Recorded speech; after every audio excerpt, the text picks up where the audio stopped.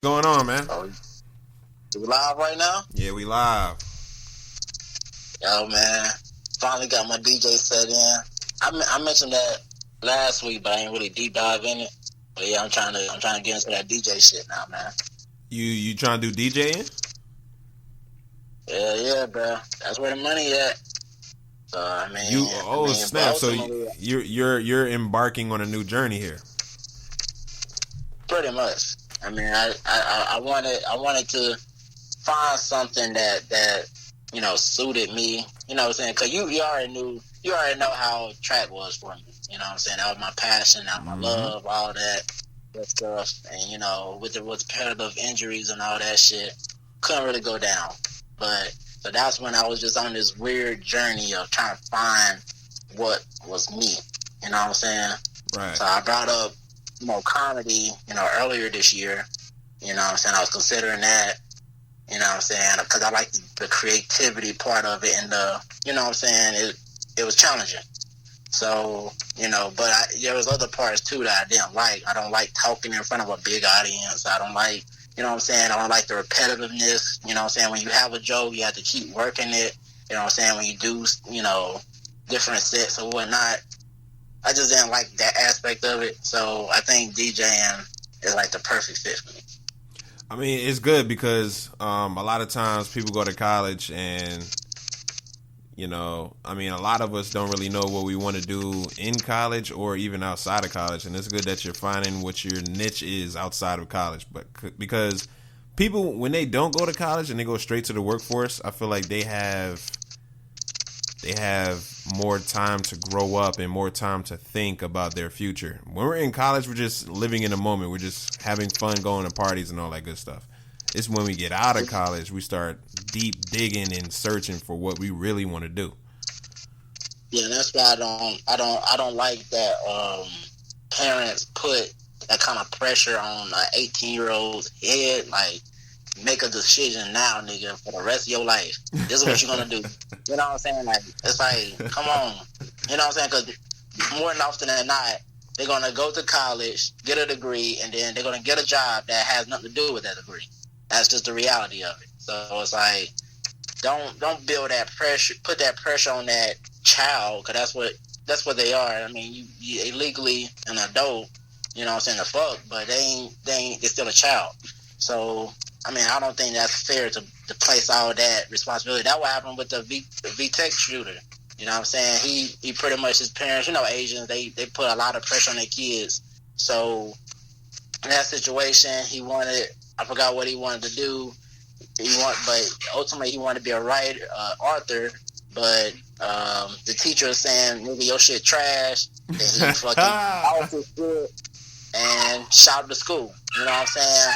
But that's an example of why parents shouldn't put that kind of pressure on their kids. Like, yeah, you should want your kids to have a higher education, but you shouldn't make them decide what they want to do with the rest of their life, or make them feel like they're least valuable when, what I'm saying, they pick a certain profession. As long as it's legal and, oh my God. Can I close that door, please? Wow. But yeah. But anyway, basically just don't put that much pressure on your kids. Let them be them. As long as they pick something that's legal, let them do them. You know what I'm saying? Don't be like, oh, you need to be a doctor, you need to be this, that, and the third, because whatever the career is, it's still very competitive. It's still a low percentage chance that they will get it unless they really put in that work. And that's in any field. Exactly. You know what I'm saying? Exactly. Any field you try to go in, any field is going to be hard work. So why not just work hard at the thing you're passionate about? Exactly. Yo, I'm gonna tell you right now, if my son said I want to be a freaking ballerina, I have no problem with that. Work hard at it. If that's your passion, let's get with it. Let's go. Like, I'll fund it. Let's go. Let's go to practice. I'm gonna get you a ballerina. Like, let's go. I mean, Herschel Walker was a ballerina, so shit. Facts, like ain't nothing wrong with it. A lot of like I hear a lot of my colleagues like, oh nah, if my son turned out that way, nah, I don't know, he might disown him. I'm like, yo, look, the world is changing. People are becoming themselves more and more. Just the goal in life is just to be happy, doing what you want to do. That's just the goal. You know what I'm saying? And plus, go ahead. And plus, like what you said about the pressure the parents put on the kids, like, yeah, there's a lot of pressure there. But, you know, I feel like our generation, like generation by generation, is going to get better each generation. You know what I'm saying? As far as what we think it's right. Because our parents' generation, they're coming from a generation where, whoopings was something crazy. And what they thought was right was something else. So, I mean, you know, our parents didn't really know any better. They knew what was right in their own minds, and, you know, same thing what we think. We know was right in our minds. So. Exactly. Yeah, that's all I'm saying. Even with that, you know, guys saying, "Oh, I want my son doing, you know, like what's considered a feminine job or whatnot." That just shows the insecurity in those men right there. You know, because it's like, end of the day, if your son gay or bi or, you know what I'm saying, maybe he's straight, but he want to do what considered a quote unquote feminine job. It's like, at the end of the day, let them do them, regardless of what era we in. You know what I'm saying? Even if this was 20 years ago, like, why not allow them to do what they want to do, and why disown them? You know what I'm saying? That makes you look like a deadbeat. You know what I'm saying? At the end of the day, you know that's ultimately what it is. If you want to be a real man, take care of their kids. A real man put food on the table. A real man is a protector. A real man keep it real. A real man is a real man, whether you gay, straight, bi. You know what I'm saying? It don't matter about all the extra shit. If you can take care of you and yours and be straight up, you're a real man. Exactly. You know what I'm saying? So, and that's what I call the big blood. You know what I'm saying? Take care of everything, but, you know, don't mess with the big blood. Exactly. But question though. If your daughter came to you at 18 years old and she was like, "Look, I want to be a stripper," how you gonna take it? Man, I've actually, over the years, grown a lot of respect for strippers. I'm not even gonna lie, because it's like, at the end of the day, it's a hustle. So when I was a couple years ago, was it a couple years ago? Yeah, it was a couple years ago. Actually, it was probably earlier this year. I don't remember, but last time I was in a strip club, I was in there, you know what I'm saying, you know what I'm saying, obviously, for obvious reasons, you know what I'm saying, and then the stripper was try to get me to buy her a drink and all that, and you know what I'm saying, then I kind of G-checked out, like, so you just want, like, what's up, you just trying, you know, what you gonna do for me and all that shit.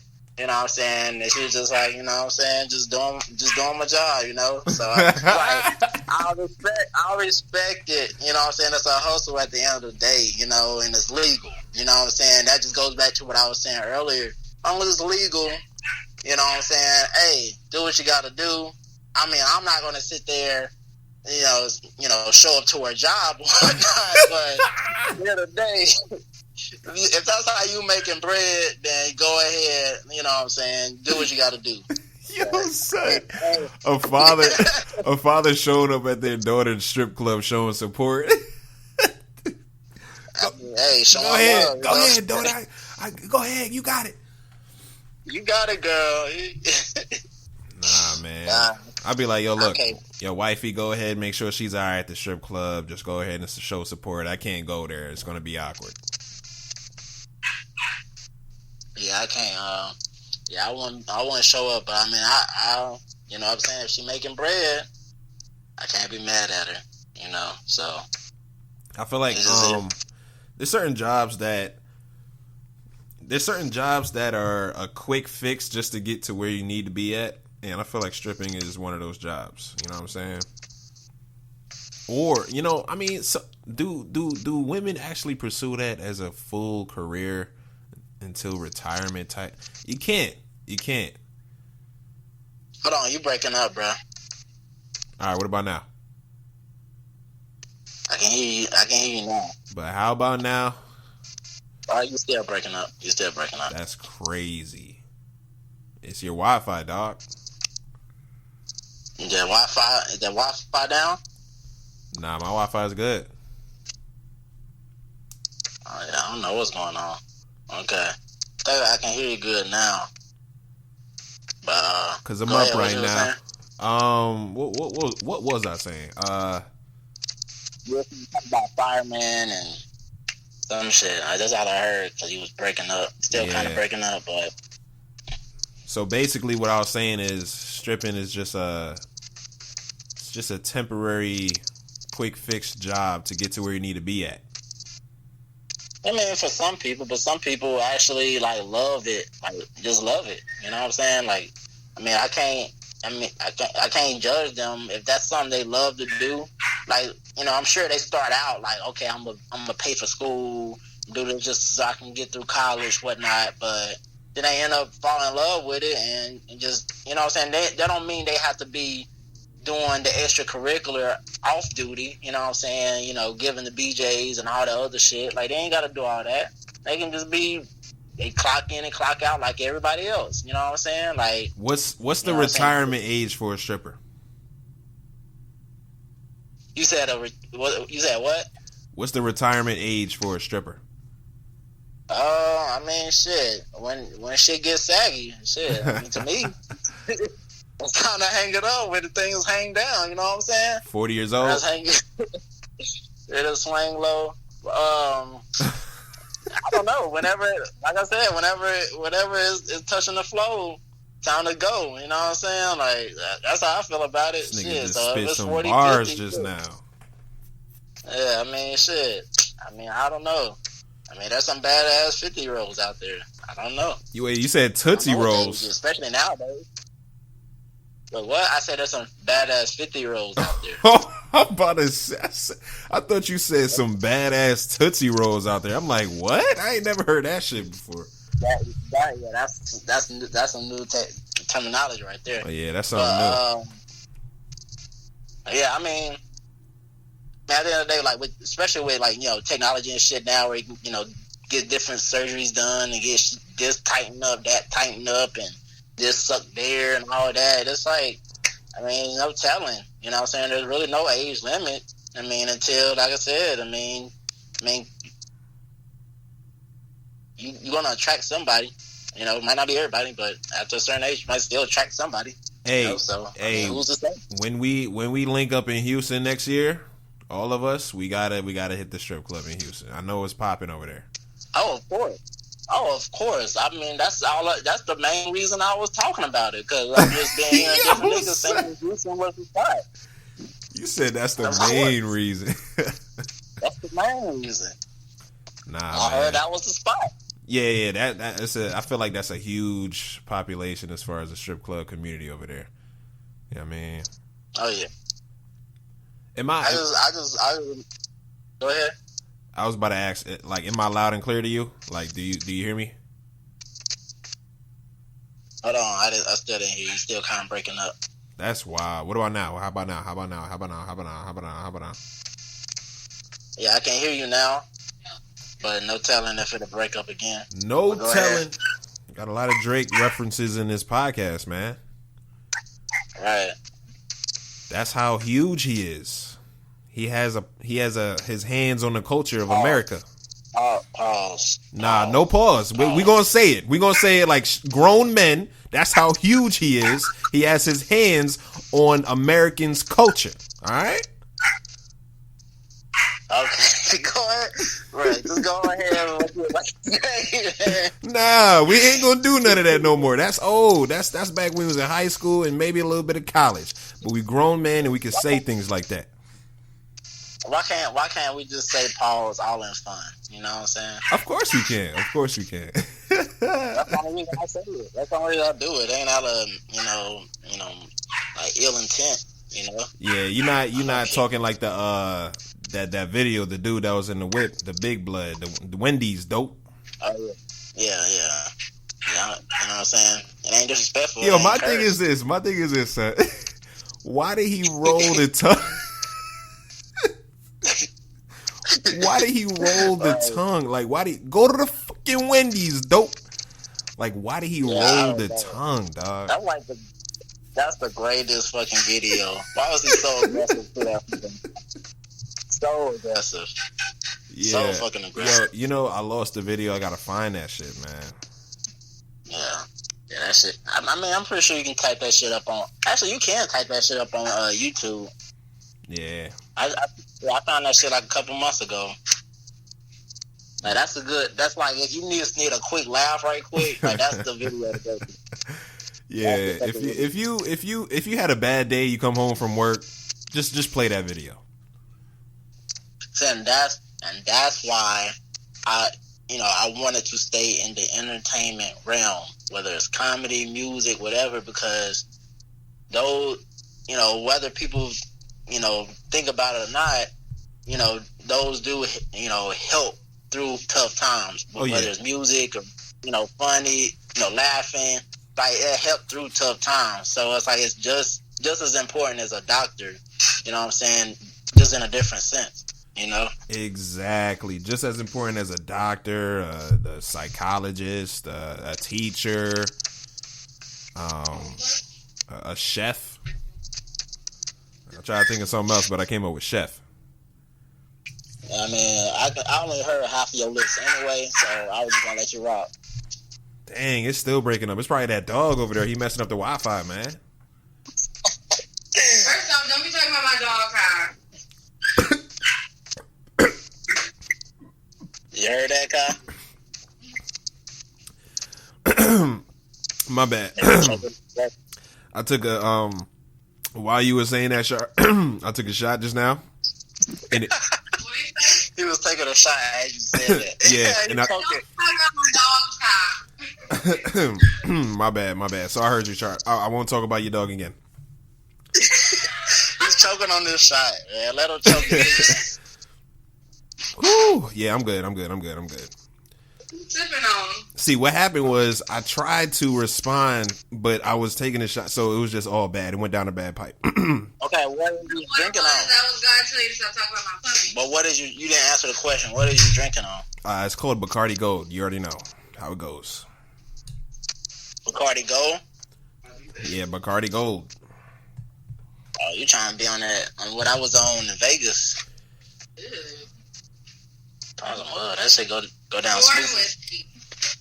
You said what, Char? Go on somewhere, Char. Hey, tell Char I'm still coming out with that men's lingerie line, and I'm gonna need her for a couple of designs. You say he coming out with that men's lingerie line, and I ain't hear nothing else. Let me know when you do, because I have a couple models for you. I'm gonna ask my brother. I bet that works. I appreciate that.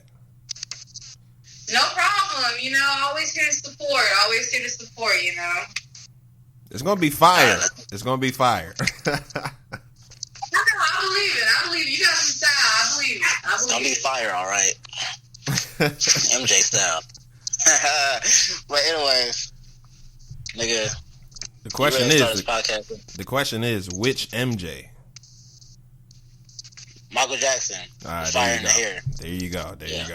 Not Michael Jordan, the fire in the playoffs. Fire in the hair.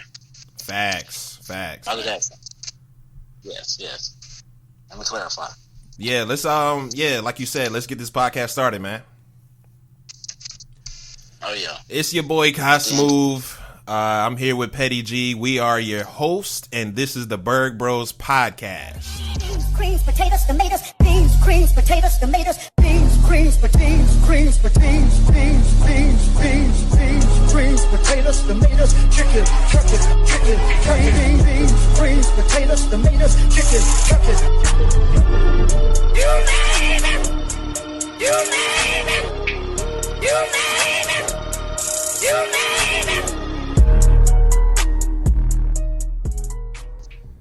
Just like shit. That's crazy right now. Yeah, but go ahead. You gonna start out the topics? Yeah, I'm going to start it off. First of all, the first topic I want to talk about is I heard news that Tim Duncan is hired as an assistant coach for the San Antonio Spurs. Congratulations. I also heard that, and Popovich is a class act because he said, I'm gonna paraphrase it. He said, for so long. Basically, for so long, I was his assistant. I was Tim Duncan's assistant, and now he's, repaying a favor or whatever. But that just shows how great of a coach Popovich is to say something like that. Because usually a coach like the, what I'm saying, you would think guy in that position like to take all the fucking credit for everything. But the fact that he was able to properly assess the situation and be like, yes, I'm basically the payer's assistant. They're the ones actually putting in the fucking work. You know what I'm saying? I respect that. Yeah, I respect that. And we're gonna hold on that topic too, because I want to talk about the money divide between coaches and players. But let's talk about the Tim Duncan hiree. Yo, I just want to say that this is probably the best move that organization can make. Tim Duncan has served how many years? 18 to the Spurs? How long was it? How many years was he with the Spurs? Yeah. Is what you asked? They were like, shit, let me see. Because he got there like 99. I think he retired in... damn, when did he retire? God damn, like a year ago. I think I want to say he been there for 20 plus years, but I don't know if he was playing that long. All right, let's see. I gotta see. I know he got there in 99. He got there in 97. 97. Okay. Let me see. So he played. It can't be 20 years because 19 years. 2 years ago would have made 20 years. Yeah, I think he retired before then. Let me see. It was almost 20 years. He retired in 2016. Yeah. So I just want to say that it's a smart pickup as far as that Spurs organization, because Tim Duncan knows everything you need to know to win games with the Spurs jersey on. He has professionalism. Go ahead. I was just gonna say, especially after losing Kawhi, and then he ended up going to win the championship with Toronto. Oh yeah, like you had to make a move. Yeah, you had to make some kind of move, man. And Tim Duncan, like, what better position fill-in than Tim Duncan? Yeah, Like, here's what I think is going to happen. Popovich is going to be the head coach for like maybe 2 to 3 more years, and then Tim Duncan is going to step in as a head coach of the Spurs. I think he'll be. How old is Popovich? I think he'll be there longer than that. Bro, nah. 2 to 3 years, Pop is stepping down. I think he's younger than Coach K. Look that up, bro. Let me see. That nigga 6'2". God damn. Yeah, he used to play ball. Okay. What you mean? Okay. Like. All right, so he's 70. Yeah. Keep in mind, Trump is like 75. So maybe Popovich is going to retire at 75. Maybe, I don't know. Yeah, that's what I'm saying. Another 5 years. Cause it's like he's one of those coaches that, cause you know how you look at those coaches and they look so fucking stressed out, but they love the sport so much and they love what they're doing so much. Yeah. And it's like, but you see them in that moment so stressed. It's like, how the fuck can they do that for so fucking long? But it's because it's the love of the sport. Yeah, it's the love of the sport, man. It's like their life. It's their daily routine. It's their go-to. It's their getaway from all the struggles they dealing with in real life. You know what I'm saying? Exactly. So, yeah, Trump is 73. He just turned 73. Man, John. Yo, to be honest with you, Trump has been making a lot of headlines, but at the same time, this whole administration has been going by a little bit quickly, and I'm glad and I'm happy for that. Is Kai getting into his politician bag? A little bit. What's going on there? Oh man, a little bit. It's probably the Bacardi Gold, man. I don't know what it is. It's probably that. The spirit's talking over there. Yeah, man. Is that what's going on? That's what it is. That's what it is. I feel that, but I mean, yeah, it is going by. I mean, it just seems like life in general is just going by quick. I think that's why it's just going by so fast. Where it's like it's kind of a blur, you know. And you know when he got elected as president, a lot of people was very scared and like, oh my gosh, what's going to happen now? Yeah, there's certain situations that's going to be very bad for certain, you know, groups, American groups, but every president that we had in American history, we always had bad presidents. We're going to make it through. You know what I'm saying? We're going to push through. We're going to make it through. Any president that come through, we're going to make it through. I think because Obama set the bar so high, it's like when you have a celebrity in chief come in, then it's it is cause for panic. You know what I'm saying? Like, I mean, and people had their you know, little negative shit to say about Obama, but I mean, he held it down for 8 years. You feel me? Yeah, he did. I must say that I'm glad to live in a time where we actually had a black president. You know what I'm saying?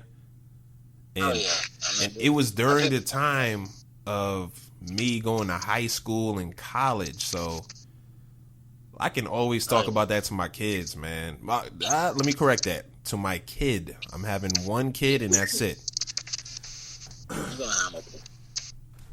You know, niggas can have kids all the way up into their 80s or 90s, right?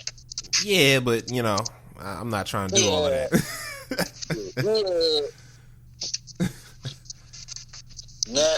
Didn't your boy say never say never? The boy Bieber? Yeah, he did say that.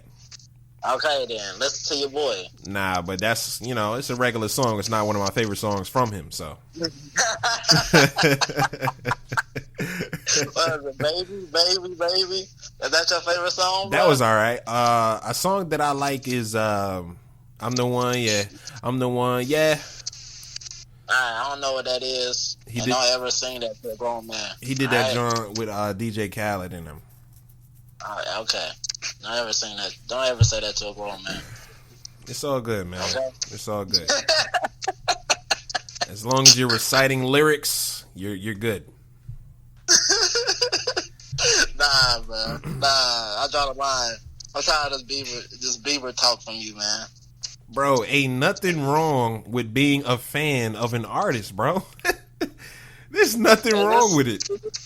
This dude is a pop star to 14-year-old girls, man. White girls. So you mean to tell me, you mean to tell me, just because his main audience is 14-year-old white girls, you can't respect his music?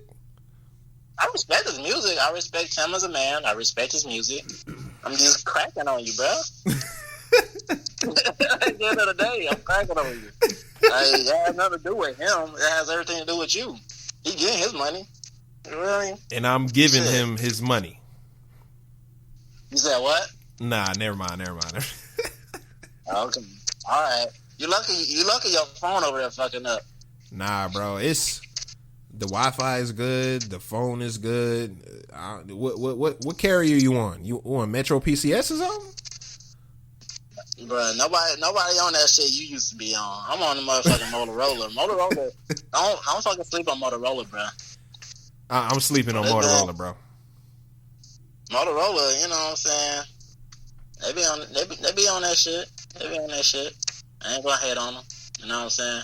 But yeah, getting back to the Spurs hiring Tim Duncan as an assistant coach. What better way for him? You said what? I said, as you saying this, I'm gonna put you on mute and I'm gonna piss. All right. So yeah, getting back to that, it's a great signing. I feel like he knows the Spurs organization inside and out. He's a legend in the game. He's a leader. He's a veteran. It's just a challenge for him now because he's jumping into the coaching game now. As a player, he did his job. He has 5 championship rings. And, you know, like what better way for him to lead into the next journey in his life. I believe he's 43 years old. something like that. And he has a lot of times, to do his coaching thing. He could follow in the footsteps of Bill Russell when he coached the Celtics after playing. It's a good. How did that turn out? I don't know. I got to do my research. I think he did well one season, maybe, or a couple. Yeah, that nigga didn't last long. Yeah, but he was the first black head coach of a team. Let's put some respect on that name, though. Like, he was the first black coach and what? Of a head team, of a NBA team. Really? Yeah, he was the first black head coach of an NBA team. Do your homework. Oh shit! Okay, look at you. You gave me your sports bag. Yeah, man. This nigga literally say nothing to me the whole week and then get in his sports bag on game day. I feel you, bro. Listen, I come prepared, doc. I feel you, bro. But yeah, hey, shout out to Tim Duncan. You know what I'm saying? I think that's gonna really, be a big swing in the Spurs organization, and I think that's good for getting fans out there too. It's like you just witness Kawhi win a championship and then become this mega star overnight. And it's like, you know what I'm saying? Now your fans are kind of depleted. Like, damn, looking at y'all kind of sideways. Like, what y'all on? Especially, so I think this is a good. Yo, I think this is a good addition. Yo, especially knowing that they got DeRozan on their team. Oh yeah, they're like, come on, dog. DeRozan is talented, but he ain't Kawhi level. Yeah, he ain't Kawhi level. DeRozan is on a Kemba level. No, don't ever. I'm gonna come up to Jersey and kick your ass. Don't ever put DeRozan and Kemba in the same sentence. Wait, so don't okay, ever disrespect like that. If you were doing a 2K rating, where would you put DeRozan and where would you put Kemba Walker? I'm putting Kemba. Because I'm gonna break it down, from a team aspect. On the Hornets, Hornets is in my eyes, the worst team in the league. So you put Kemba on that team, and the fact that he was able to get them to the playoffs a couple years ago, put him at least a 94, 90. No, I'll put him at 94. I'll put him at 94 rating. All right. DeRozan, I give DeRozan an 89, 88. Okay. Now what he's around Rudy Gay level. Yeah. Rudy Gay, yo, you remember when Rudy Gay was popping on the Grizzlies, bro? Yeah. And him and Marcus All. Yeah, him and Marcus All and Mike Conley and Zach Randolph and Tony Allen. Yo, that was a bomb squad there. Honestly, they could have made it deeper in the playoffs with that squad, honestly. That was like early 2000s, right? It was like, it was like mid. It was like early 2010, like the new 2000s. I consider that era the new 2000s, like 2010 and up is new 2000s. Oh, okay. Okay. I thought it was like 08. Mike Conley came in like 07. Oh, facts. So it was like 2010 and up. They was fire. Yeah. And that was like the back end of Zach Randolph's career. Exactly. Zach Randolph's been there like for a minute. Yo, Zach Randolph is somebody you call like, you know how them old folks, you talk to them old folks on the corner like, yeah, back in my day, yeah, I used to run the street. Right? Like he's one of them in the NBA. Like he's one of the old heads in the NBA. Yeah, he was the shit though, cause he played power forward, correct? Yep. Yeah. Why did the power forward position die? So I think once Tim Duncan officially retired, it's like that position. I mean, LaMarcus Aldridge, like, he held it down for a little bit. I mean, Blake Griffin, you know what I'm saying, did his little thing. Draymond Green. But I don't look at him as he's a tweener. He ain't a true power forward. I mean, he ain't a true power forward, bro. Like 6'8", that's small forward level height. You know what I'm saying? Like I'm talking about true 6'10", 6'11" power forward. Kevin Garnett, Tim Duncan, Zach Randolph, type players. Like I ain't gonna hold you, bro. To the basket. I ain't gonna hold you, bro. I like my power forwards to be a good 6'9", 6'10".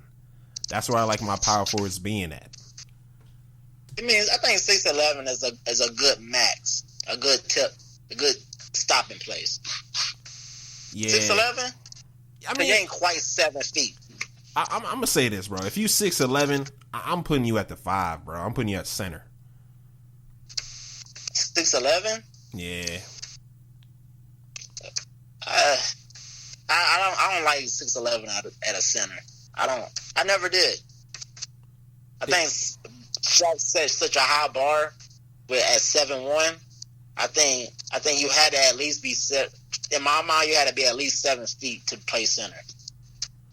I mean, yeah, that would be ideal. Like, that's the perfect height. But I feel like 6'11", you could be a legendary center at 6'11". I think Dwight Howard was 6'11". Oh yeah, of course you can be a legendary center at 6'11", but it's just in general, just looking at it, like I can see a 6'11" power forward. You know what I'm saying? Like it's like, to me, 6'11" at center is just an ugly number. You know what I'm saying? It's kind of like wide receiver, like I don't know, like a quarterback at 6 foot. You know what I'm saying? Like you can be legendary, but 6 foot, 6'1", like ill. You know what I'm saying? Yeah, like, it's just nasty. Where you like your small forwards to be at? Small forwards, I like them to be around. I like them to be between 6'7", 6'9". Okay. Shooting guards, I want them to be between 6'4" and 6'7".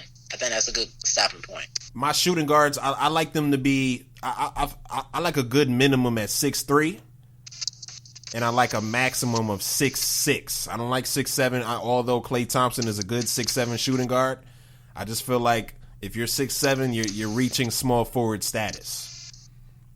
I mean, at that point, 6'7" is like a tweener. It's like you're a small forward / shooting guard. Kind of like how if you're 6'3", you're a point guard / shooting guard. Like Steve Francis. Remember Steve Francis? Like the fucking highlight reel. He was like 6'2", 6'3", but he was a shooting guard. Yeah. But I mean, I'm sure he could play point guard as well.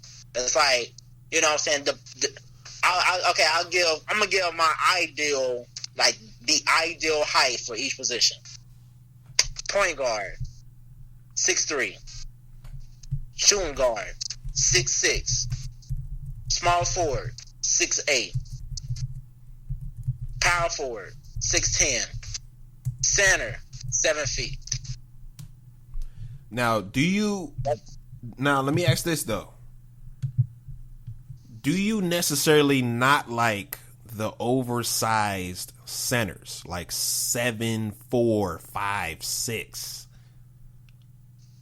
I mean, I like it, but history will show that they're super injury prone. Like the slightest, ankle twist could deter their whole career altogether. You know what I'm saying? So, I mean, I'm cool with a oversized center, but at the same time, they're so clumsy and they're so like not put together well. You know what I'm saying? Because usually, oftentimes, they're super tall, they're super thin for their height. You know what I'm saying? Their muscle to body weight ratio just don't match up. All of their weight is coming from their height, pretty much, because they're just super bony typically, and it's like, I think Shaq was like in his prime was like the epitome of what a center should have looked like in that day. You know what I'm saying? Like I think he was the ball. Hey G, read off some stats for like 30 seconds. I'll be back in 30 seconds. Okay. All right. But yes, I mean, Shaq. It's needless to say, he was one of the greatest, if not the greatest center of all time. 7'1". I mean, and in his prime, he was probably like he fluctuated between 315 to 330. Weight wise, I mean, yeah, I mean that's the point I'm making. Like, yeah, I mean, he was 300 pounds, but all that came from his 7'6" frame.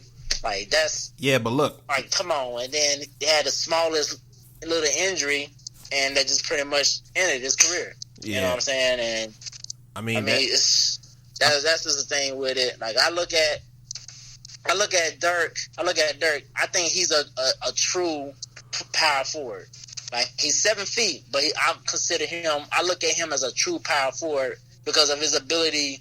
He's a stretch forward. Like, he obviously can shoot threes. He's one of the best 3-point shooting forwards in NBA history. So, you know, I don't look at him as a center. Like, even when they had him listed as a center, I'm like, ew. Even at 7 feet, I'm like, ew. Like, put him at forward. That's his spot.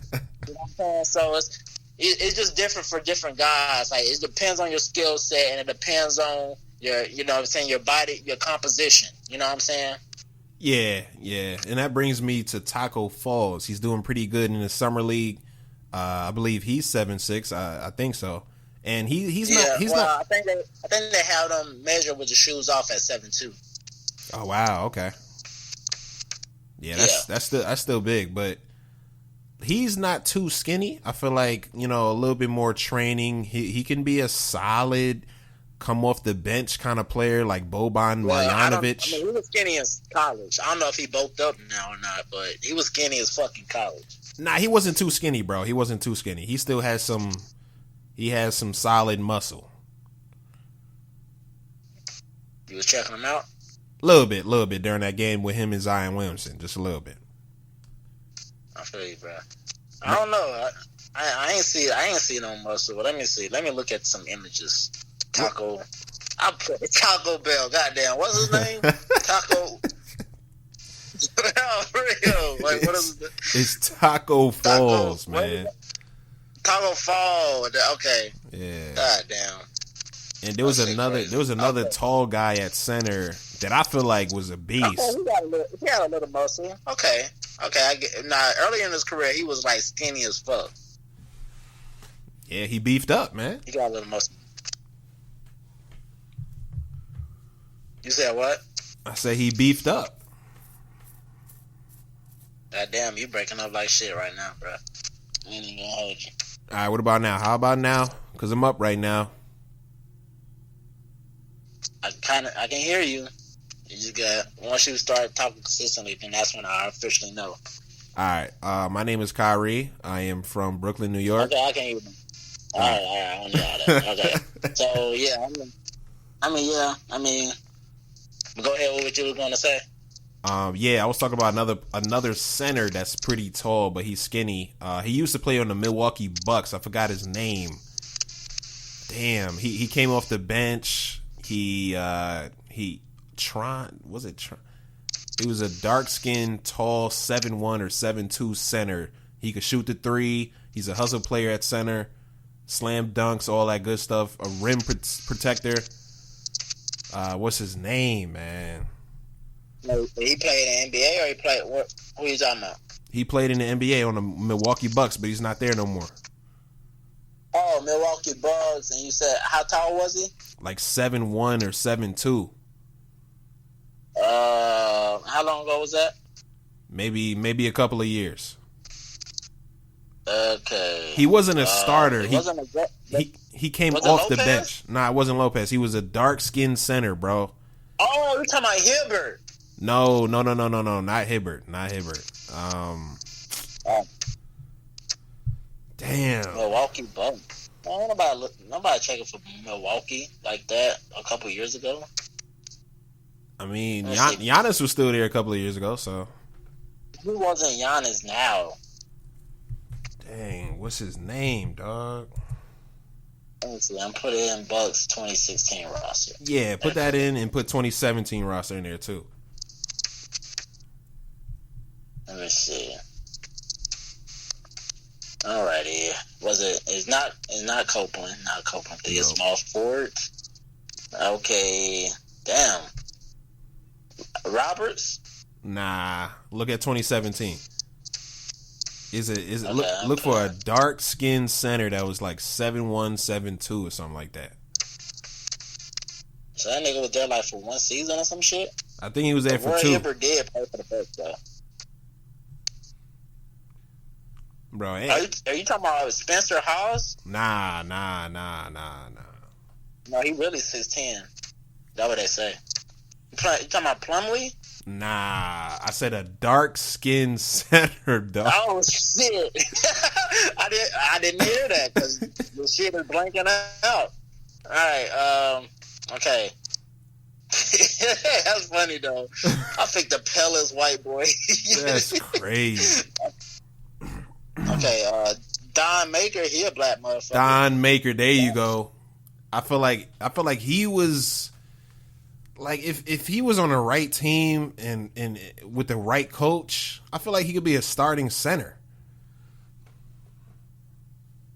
Yeah, he that nigga black as hell. Yeah, I mean, this goes to show, you know, size and all these little combine measurements and shit. All that's cool, but at the end of the day, what is your skill set? What is your skill set? Can this 7'1" nigga be a 6'10" Anthony Davis? No. Why? Skill set. And that's where the combine, loses a lot of people. You know what I'm saying? Like the scouts, they already know who got the skills and stuff. Combine, I feel like it's just purely for the fans, just to see like what's up. Even though NBA combine is like a joke, really, because nobody really care about that. But still, then the measurements, the intent, all that shit. Like, at the end of the day, who has the skill to perform what the fuck they need to do? Whether it's defend from getting the ball into the hoop or getting the ball into the hoop. At the end of the day, that's what it's about. So does Zion Williamson have the skill and what it takes to be the face of the NBA once LeBron leaves? Well, first off, shout out to Zion for getting these big ass shoe deal, offers. Mm-hmm. But I think that only time will tell. I honestly, I'm 50-50 on it. Like, I want him to win. I want him to be the guy that everybody thinks he's gonna be. I just think that everybody just went from A to Z. You know what I'm saying? It's like, let's get him an all-star first. You know what I'm saying? Let's get him that. Then let's get him multiple all-stars. Like, give him some awards, like some true awards, like defensive player of the year, or offensive player of the year, or something. Let's give him some awards. Let's give him some all-stars. Then let's see where his career, and then you know what I'm saying, towards the middle of his career, then let's see where his championship, potential is. You know what I'm saying? Because Jordan didn't get his first championship until like his ninth year or some shit. Mm-hmm. So let's just wait it out. I think he's just a product of social media era, because I mean, if it wasn't for the flashy dunks, nobody would be talking about him like this. But it's because we're in a social media era. We love the flashiness, the dunks, and all that. The fact that he's down there 300 pounds and able to jump so high, that just catches everybody's fucking eye, and that's cool. That's fine, and that's why a smart shoe company or a smart team, NBA team, or a smart, you know what I'm saying? Like, they're wanting that player. They want him to draft that number one. They want to sign him to a $100 million contract, because they are not going based off of what he can do in the future. They're going based off of what's the hype right now, mm-hmm. and taking advantage of that right now. You know what I'm saying? That way, if he don't eventually pan out, they're still going to remember that brand that's attached to him when he was hot. And then when during, because NBA season is a long fucking season, so during that season, then they can try to attract some other people. So then that's just going to continue whatever brand attaches itself to him is going to just further their brand. So you can throw $100 million at him and be winning as a brand 10 years from now, even if he don't pan out like you think he's going to. That's the art of business. But here's how I feel about this situation. You remember when LeBron was coming into the league in 2003, right? And there was huge hype around him and all that hoorah around him. When we were kids, we were taking in all that hype, like, oh, this guy must be the real thing. Like LeBron, like it was of our era. But the old heads were saying the same thing that you're saying right now, as far as let's wait and see. Let's get a couple of all-stars. Let's get him some defensive player of the year for us, and then let's wait and see if he'll turn out to be that kind of player. I feel like the same hype now for Zion was the same hype then for LeBron James, and we're now the old heads saying the same things that the old heads back then were saying. You know what I'm saying? I agree with what you're saying.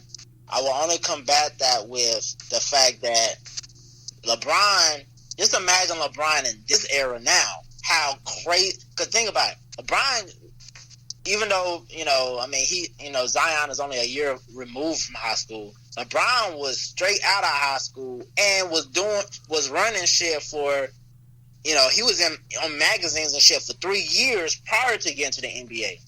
You know what I'm saying? So he was a big deal during college. He was a celebrity during high school. He was a celebrity in high school, you know what I'm saying, before he even graduated. And just imagine that level of hype now. Plus, we forget about Yao Ming. Yao Ming had that level of hype within the Asian community. That's why, Houston have a big Asian community and a big, like they have a big fan base because Asian fan base because of Yao Ming. To this day, Asians only gravitate, China, China. I don't want to be racist, none. I don't want to include all Asians, but the Chinese, they gravitated towards the NBA because of Yao Ming. The way we looked at LeBron is the way the Chinese looked at Yao Ming. You know what I'm saying? But look how that panned out. And he still made it to the Hall of Fame. Why? Why did he make it to the Hall of Fame? Because of the Chinese community. Yeah. Exactly.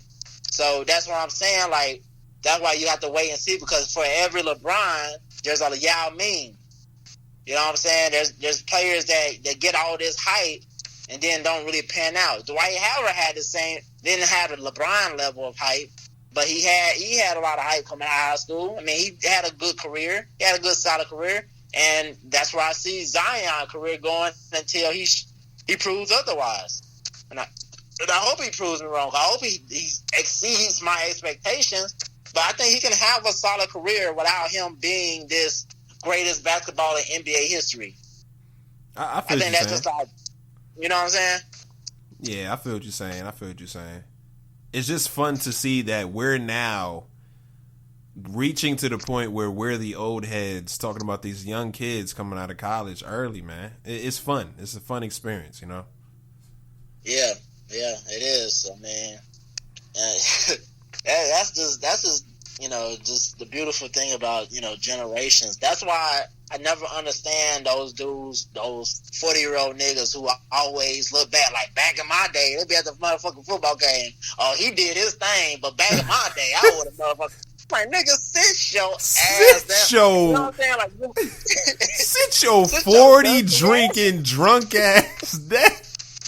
Exactly. Just evolve with the times. Yeah. You know what I'm saying? Mm-hmm. Let the young niggas take over. You be the coach. You can still get money. You can still do your thing. You can still get in your bag. Let the young niggas do what they do, and you do what you do. Exactly. It's time for you to step to the side and let them have their shine.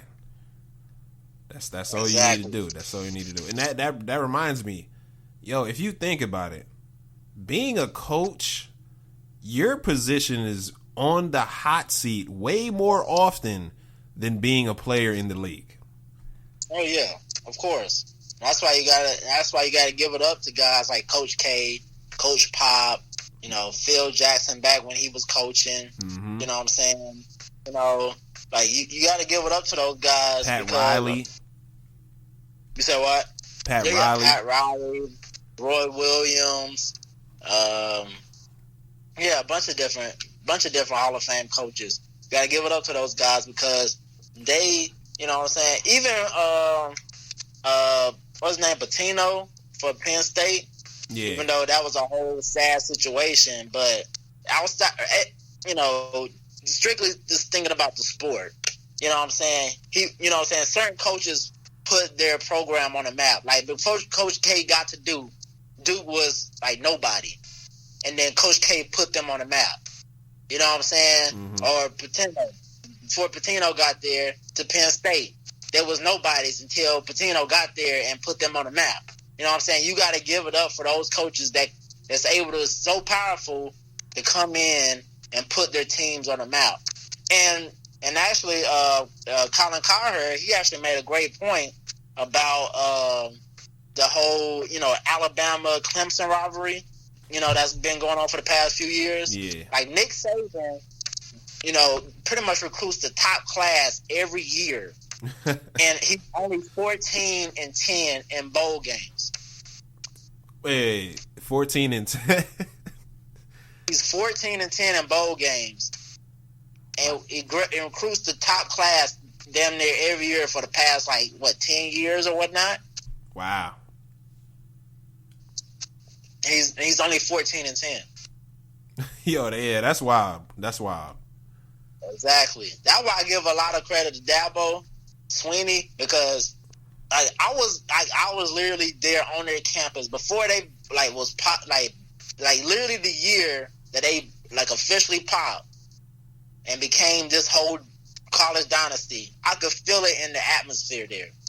We just randomly went across their campus, and it just so happened to be football day. You know what I'm saying? The little training shit that they're currently doing now. I was doing this before I went. Came to Central when it was the summer of right after I graduated high school, and I felt it in the atmosphere. Something was special with that college, and it just so happened throughout my whole, from then on, they just ended up becoming a whole fucking football dynasty since then. And it was just, and you wish you was there to see it. Yeah, I wanted to actually be at that, when I visited their campus, I wanted to be, I applied to that college and everything. It's just my SATs sucked. So I couldn't go, and they didn't really have my major anyway. So, it really was a done deal, as far as that. But when I visited their campus, I seen their atmosphere, and mind you, I was track-minded. So the fact that their football atmosphere was so powerful that it made me want to go there, because I just sensed the atmosphere. It was so full of fucking energy. Just at a practice, a fucking spring game or whatnot. You know what I'm saying? Niggas signing autographs and shit. I'm like, this is amazing. I want to be there. And that was Dabo Swinney's first year too as a coach. Word. Was there any point in your North Carolina Central career where you wanted to transfer to that school? No, I didn't want to transfer. Once I got to Central, I didn't want to transfer. We actually went up against them in track my freshman year. They killed us, by the way. They just smoked us. Did you get any autographs? No, I didn't get no autographs. I don't want that. I've never been that type of guy. These niggas is my age and shit. I ain't doing it. Literally, their star at that time was a freshman, too. I forget his name. He was a sprinter. Nigga was 5'6", but a fast motherfucker. He was literally my age. We was the same, freshman. But this nigga was the star on the team. That's amazing, bro. Yeah. That's what I wanted to be. That's what I wanted to be. My sophomore year when I first started track, that's what I wanted. Going into college, I wanted to be the star, you know what I'm saying? And he was doing it, right there. Yeah, you could have had it, but coach just said, just get out, Just get the. Yo, you right, baby.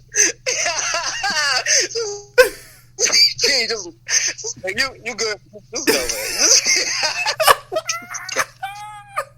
You like this nigga? Just go, man. Get off the camera, man. Just transfer. Just go. He said, "I done had enough of you already, man. I'm having a bad day today. You need to go." Just go, bro. Just go. I ain't got time for your shit. I ain't got time for it today. He said, "Yo, I ain't even had my breakfast yet. You need to get out of here, bro." I ain't even kissed my wife to go to work. Yeah, man. Nigga, just go. Nigga, God, bye, man. He said, "You gonna be one less of my worries, man. Just get the fuck out of here."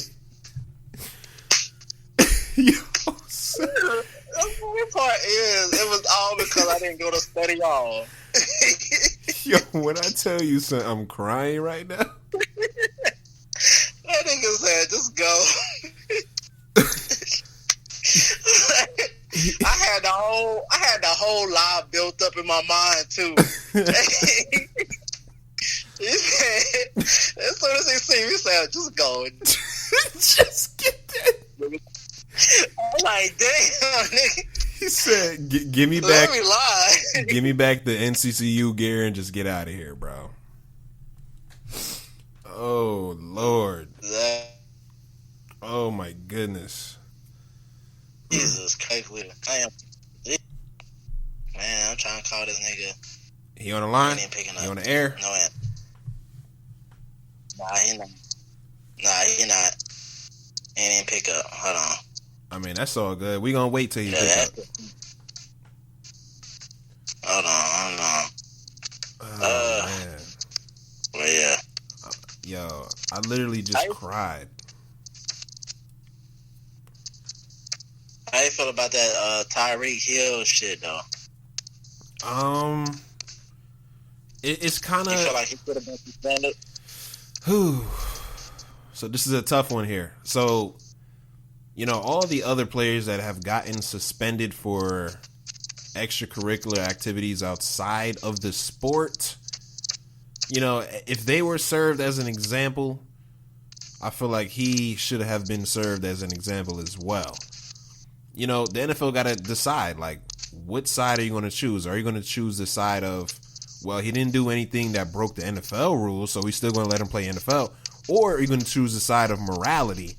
If any player does any misconduct outside of the sport, then they deserve to get penalized for it. So I feel like the NFL is at a confusing state right now. They got to choose a side. Yeah, rather than there, he's going to have to figure something out. Because niggas is getting at his throat. Because look, you remember when Ezekiel Elliott got suspended for like 4 games? Yeah. And what did he do? I forget. I think he, what was it that he did for getting suspended? I don't think it was the push and shit. And that just happened. I think it was, why did he get suspended? Because the whole, was it the white girl thing when he, I think it was the white girl, bro. Or was that, the Buccaneers quarterback? What's his name? Oh, no, that wasn't him. It was, Ezekiel, he pulled down when they was on the boat or some shit. Yeah, he pulled down the white girl, what's her name? Wasn't that the reason? I can't remember, bro. So if you don't remember, I don't. But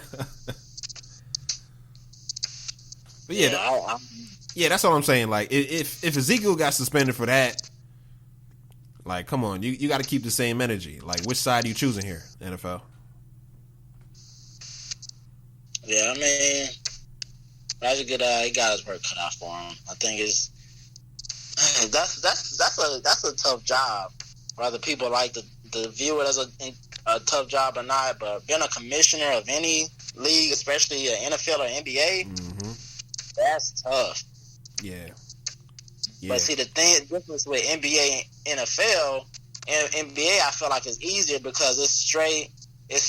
You're just dealing with players. Like the coaches are just pretty much the little side chicks, basically. Like the main one is the players, and to where the NFL, it's the owners that's the big bloods. You know what I'm saying? That's the niggas that's taking over. That's the niggas you gotta talk to first and foremost. But those the people with those niggas with the money. Mm-hmm. You know what I'm saying? So, and they got the power.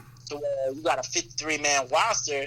Okay, Ezekiel. All right, we can do without him. Okay, Odell, we can do without you. Like literally, the Browns paid Odell $20 million to play for another team. Like, I mean, it just shows the only position that's really important is quarterback position. Every other position, you're pretty much replaceable. Yeah, you're expendable. Antonio Brown left. Le'Veon Bell is having problems now. No. He was having problems with the Steelers, and that's why he's on the Jets. Like every player is expendable. You know what I'm saying? Yeah. So it's a tough job because now you have to try to play both sides of the fence. You got to cater to the non-NFL fans who's looking at this case like, oh, he verbally abused a woman. You know what I'm saying? And it was recorded. You know what I'm saying? And he also, and it's also noted that he broke his child arm. You know what I'm saying? And all that shit. Like, people who's not NFL fans is gonna be like, why? You know what I'm saying? The feminists and all of them. Oh, why ain't you? Gonna be at your neck. You know what I'm saying? And then, you know what I'm saying? It's just a lose-lose situation. I see this one meme saying, because his child, he's trying to pick between, decide where to, which parent he want to go to. I'm guessing that Tyreek, baby mama is in Miami or some shit. So I see the meme saying that I think they was talking and talking on the behalf of the child. It was like, I would rather go to Miami because they can't beat anybody. Oh no. It's ruthless. Yo, this America, this era is just desensitized, bro. Like any meme, any joke goes over. Like I think I seen something on my timeline on Instagram. A comedian, it was a woman. She basically made a joke about the death of XXX Tentacion, and people didn't really take it too well. They was like, why would you make a joke about that, you white blah blah blah blah blah blah.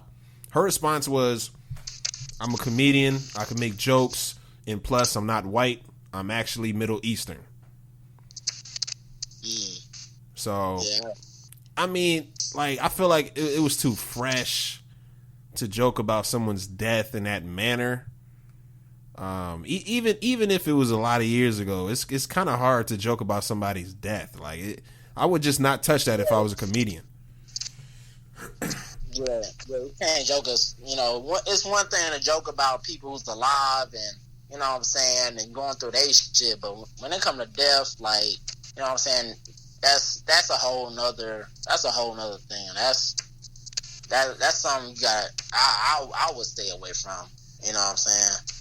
But I mean, unfortunately, you see now comedians in that weird state where it's like, yeah, you're a comedian, but at the same time, we're in this hyper sensitive era, so you can't do that.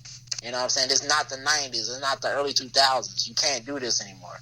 You know what I'm saying? So it's in that weird state unless you're like a, you know what I'm saying, Chris Rock or Cat Williams or, you know what I'm saying, like, David Chappelle, like, you on that level, like, people ain't not just gonna give you a pass. You know what I'm saying? Doing shit like that. Yo, the early 2000s was lit and corny at the same time, dog. Hold on. I'm gonna call this nigga. I'm gonna hang up and then I'm gonna call you and call CJ. That way, and keep that thought, because I think that was his era, the early 2000s. So keep that thought. All right. Yeah, I'm gonna keep that thought. Yeah. So G is handling some business right now. I'm gonna keep the thought alive. I'm not gonna say too much on the early 2000s, man. It's one of my favorite eras, by the way. People fail to realize that R&B in the early 2000s was slept on. In the 90s, I know everybody talk about the 90s R&B, but the early 2000s had a lot of hits as far as R&B. You know, some of my favorite artists was in the early 2000s. Like, oh, here we go. What it do, what it do, what it do. Alright, so I'm about to call my boy CJ in the building. Yeah, call him up. We got to see if we can next. Let me see. Niggas got to piss again. God damn. This damn OE don't be playing today. Oh, you on the OE again? Man, faithfully. My nigga, like, it puts me where I need to be. You know what I'm saying? Puts me where I need to be, my G. I feel that. For real. You over on that Bacardi Gold. Yeah, I didn't want to take too much, man. I got work tomorrow at 12:30. I didn't want to wake up with a hang, you know what I mean? 12:30, you got like, that's like hella early. Yeah, I gotta get up at motherfucking 5 o'clock in the morning and be at work at 7. I mean, I don't want to do too much heading into work that late because I usually don't like that shift. I don't like that 12:30 shift. I like going in at 9 o'clock or going in at 10 o'clock. Yeah, that does take up like the whole day. Most of your day. Yeah, because I be sitting at home like, damn, like, when is work going to start? I'll be waking up at 9 o'clock like, damn, like, I'm up too early for work to be at 12:30. Yeah. For whatever reason, he's not getting he said he tried to call, but it won't let him. And then I'm calling him, and it's not an answer. All right, we're going to try this. We're going to try this one more time. Okay, guy? Mm-hmm. All right.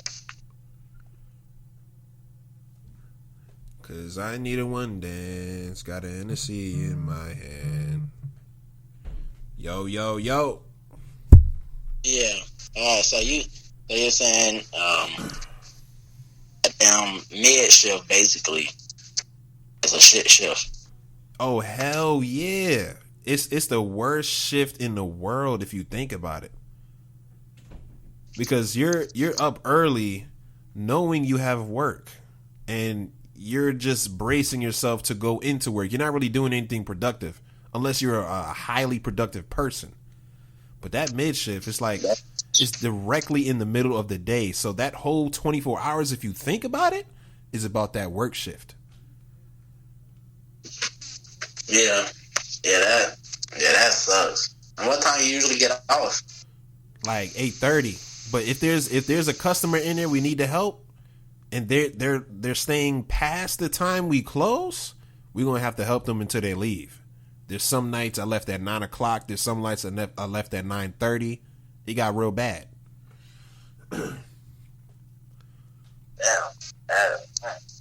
Yeah, I can't do that. Yeah, that's that shit no more. Exactly, bro. Give me a 10 to 6 Monday through Friday. I'll be fine. Yeah, that shit for the birds, bro. What, the 10 to 6 joint? No, for the 12 to 8, 12 to 9. Yeah.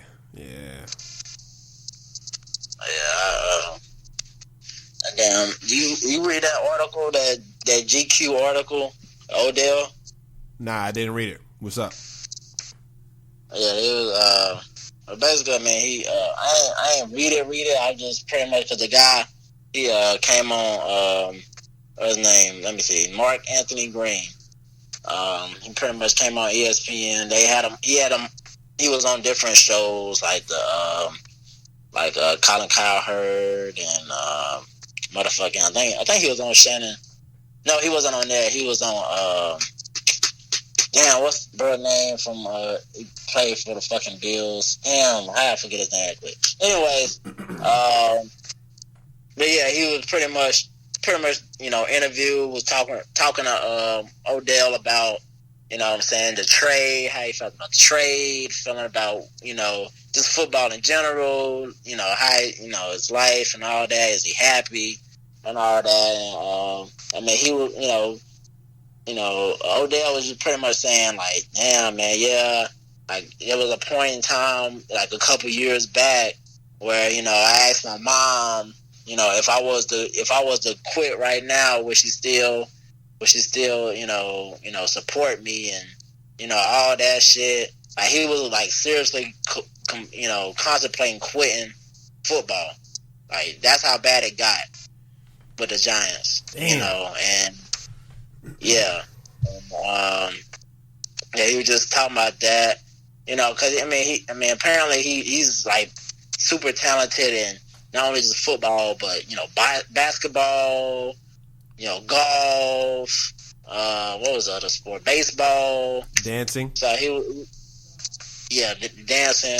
But, he was contemplating, like, what if I would have did these other sports? Where would my life be right now? So, basically, you know what I'm saying? I don't know if it was just because he was with the Giants or what, but, he just not happy with football, which explains kind of his, just attitude toward, how he been acting and all that shit.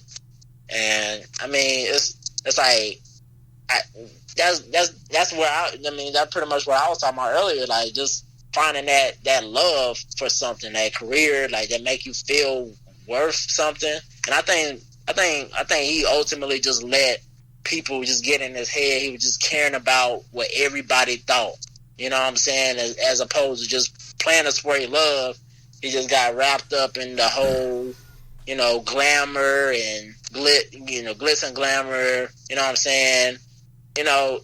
I think he just got caught up in that and social media and all that shit. I think he just got caught up in that shit. Yeah, I think that's ultimately where he's at. Yeah, most definitely, man. I feel like, once you become a star, you have no choice but to be that star, no matter what your personality is. So he had to take on that role, and he became an automatic role model for a lot of young kids. And it's a lot of responsibility to take part. You know what I'm saying? And I feel like he's going to be fine because, there's going to be a lot of old heads that take him in under their wing and teach him the ways, and he's going to mature. He's going to mature, and he's already maturing right now as we speak. So I feel like he's going to be straight as far as knowing how to handle that celebrity spotlight. It seemed like that would have happened, though. Like, when he was with the Giants, it seemed like he would have had that old head, that veteran to pretty much, take him in and try to school him. He came to the Giants when they were in rebuild mode, and he actually jump-started the Giants. So any of his old heads, as far as that organization, if you think about it, they would really like he was the old head, he was the big blood. Yeah, but it's like then you go into the Browns, who ain't really accomplished much. He just need a new scenery, I guess. I guess that's why he's going over there.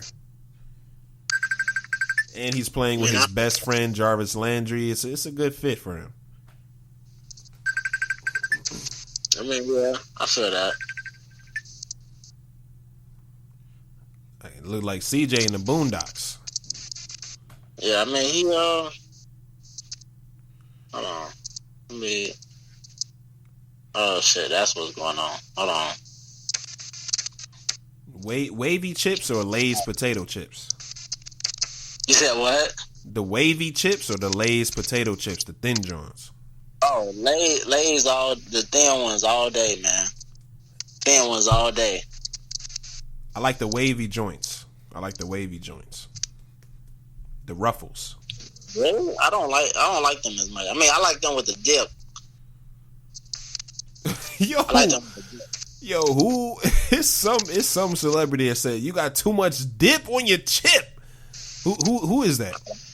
Bro, I don't know who that is, bro. Somebody says that, dog. Bro, I'm about to Google that shit. You got too much dip on your chip. Too much dip on your chip. Yeah, man. I guess that's a metaphor for like you're doing too much right now. You're too big headed. Let me see. Oh, Country Wayne. Yeah, Country Wayne. That's who it was. The YouTube. Yeah. You feel like he's funny? You said what? You feel like he's funny? Yeah, he alright. I seen him on the Breakfast Club interview. He's straight. Word. Yeah, he's straight. Yo, to be honest, look, I'm gonna give a confession. This confession time with Kai Smoove, man. So here's my confession. You know who Jess Hilarious is? Yeah. Bro, she is ugly to God knows what. But I was still putting the works on her, bro. Wait, you said what? I said she is ugly as God knows what, but I would still put the works on her. Oh, you think she ugly? Let me see. Hold on. I ain't looked at her in a while. Trust me, Just bro. hilarious. Trust me, bro. She is bone ugly. But she's funny. I think it depends on the angle at what you're looking at her at. I don't think it depends. It depends on the angle. I don't think she's bone ugly. What you mean? Yo, if you take all that makeup off and that hair and all that, and she's just her natural side, it's not a good sight, bro. Okay, let me look at Just Hilarious without her makeup. There you go, and you're gonna see. You're gonna see. Yeah, for whatever reason, CJ is able to call on my old phone, but he's not calling on a new phone for whatever reason. So I went through on the old one, but then it's not going through. And when we spoke a couple weeks ago, it went through perfectly. I don't know what's going on now. That's that North Carolina connection, man. Yeah, I don't know. I think Trump is up to something, man. He doing some shit, man. Man, he not worried about North Carolina. Nah, he worried about me, nigga. Fuck North Carolina. What he worried about you for? I'm important. Duh. Man. Yeah, it just goddamn. Yeah, bro. I mean, but look, yo, I don't judge.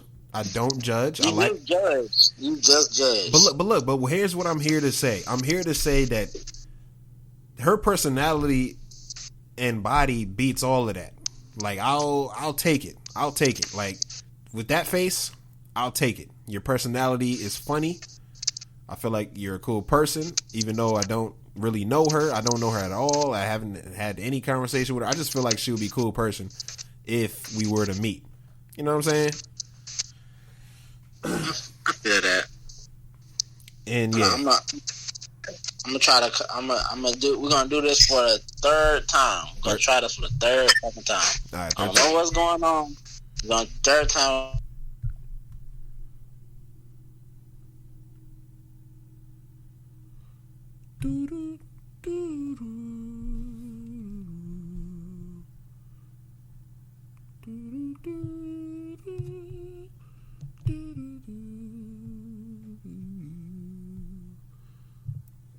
Break time.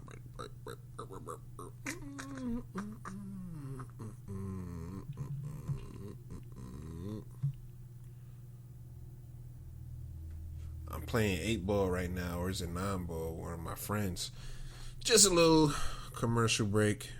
Oh, here we go.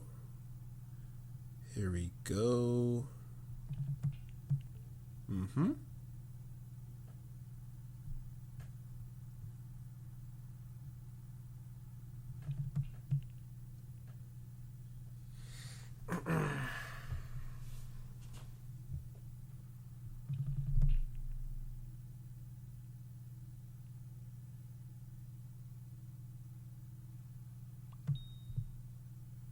Sent it off.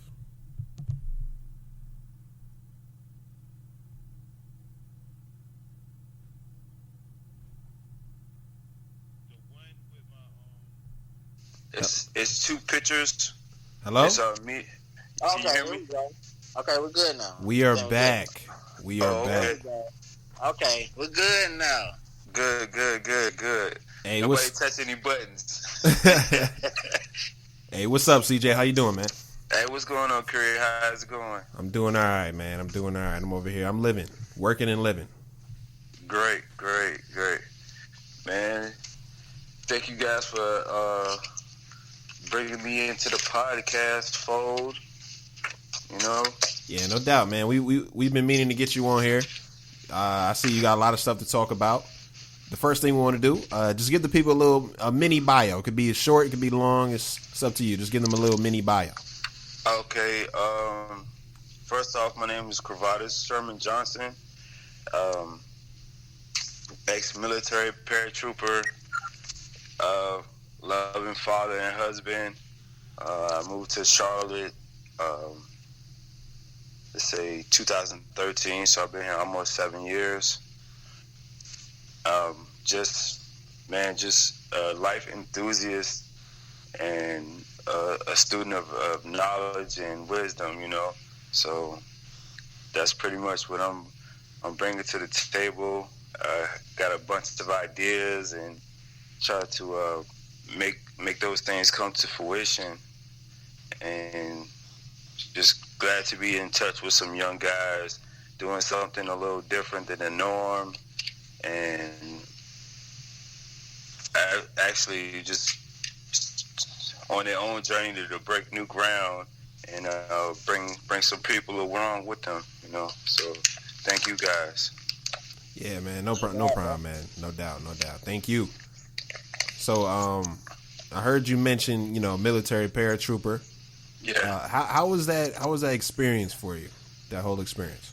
Well, to be honest, the actual paratrooper thing came while I was in AIT. So I was how I came about becoming in the military was I was in Job Corps. Like most of people where I'm from, I didn't graduate high school, but my mom was a stickler to make sure that I completed something in my life. So once I tried really hard, school just wasn't my thing. So what happened was I failed 1 year, and then I ended up trying to take night school. Well, if you know high school, like I know high school, extra school on top of high school is not good. So I was going to day school, and then I was going to night school like 2 days a week. And the class that I was trying to pass, I ended up failing, which ended up not letting me graduate with my class. And I'm not the type to keep going on when I felt like it was an ending battle. So what happened was that following year, instead of me going back to high school, I went to Job Corps to get a skill and get my GED. While in Job Corps, I ended up calling myself getting out of class by taking the ASVAB. I ended up passing the ASVAB. I called my mom. She was like, you know what? I think this will be good for you. I'm thinking she's going to say no because my grandfather was in the military. So I'm thinking she's going to say no, go. I had two different options. I could have went to extended training, which would give me like heavy machinery operation training, or I could have went into the military. So I chose to go in the military, and while I was in AIT, the airborne recruiters came through our barracks, and we were all chilling and just relaxing after a long day of running and all the training and everything. So the airborne recruiters came through the barracks, and I was like, hey, that might be cool, jumping out of plane. So I signed up. And then once I finished once I finished AIT, I had to go straight to Fort Benning, Georgia, where they do the airborne training. I could say it was a different type of brutal training. Throwing yourself on the ground is not fun, but I can say that first initial jump, where we jumped like 1,500 feet, and you're just in the air. Like after you get out of the plane and you're in the air and you're just looking around, and you kind of have that Superman moment where you float into the ground. It's beautiful, man. That's the only way I can describe it. Like, you're scared once you hook up, see, because when you get in the plane, you have to hook up to like a like a telephone cable, and that actually, once you go out of the plane, it pulled the air, throws you back past the plane, and that cord that's attached to the plane pulls out your parachute.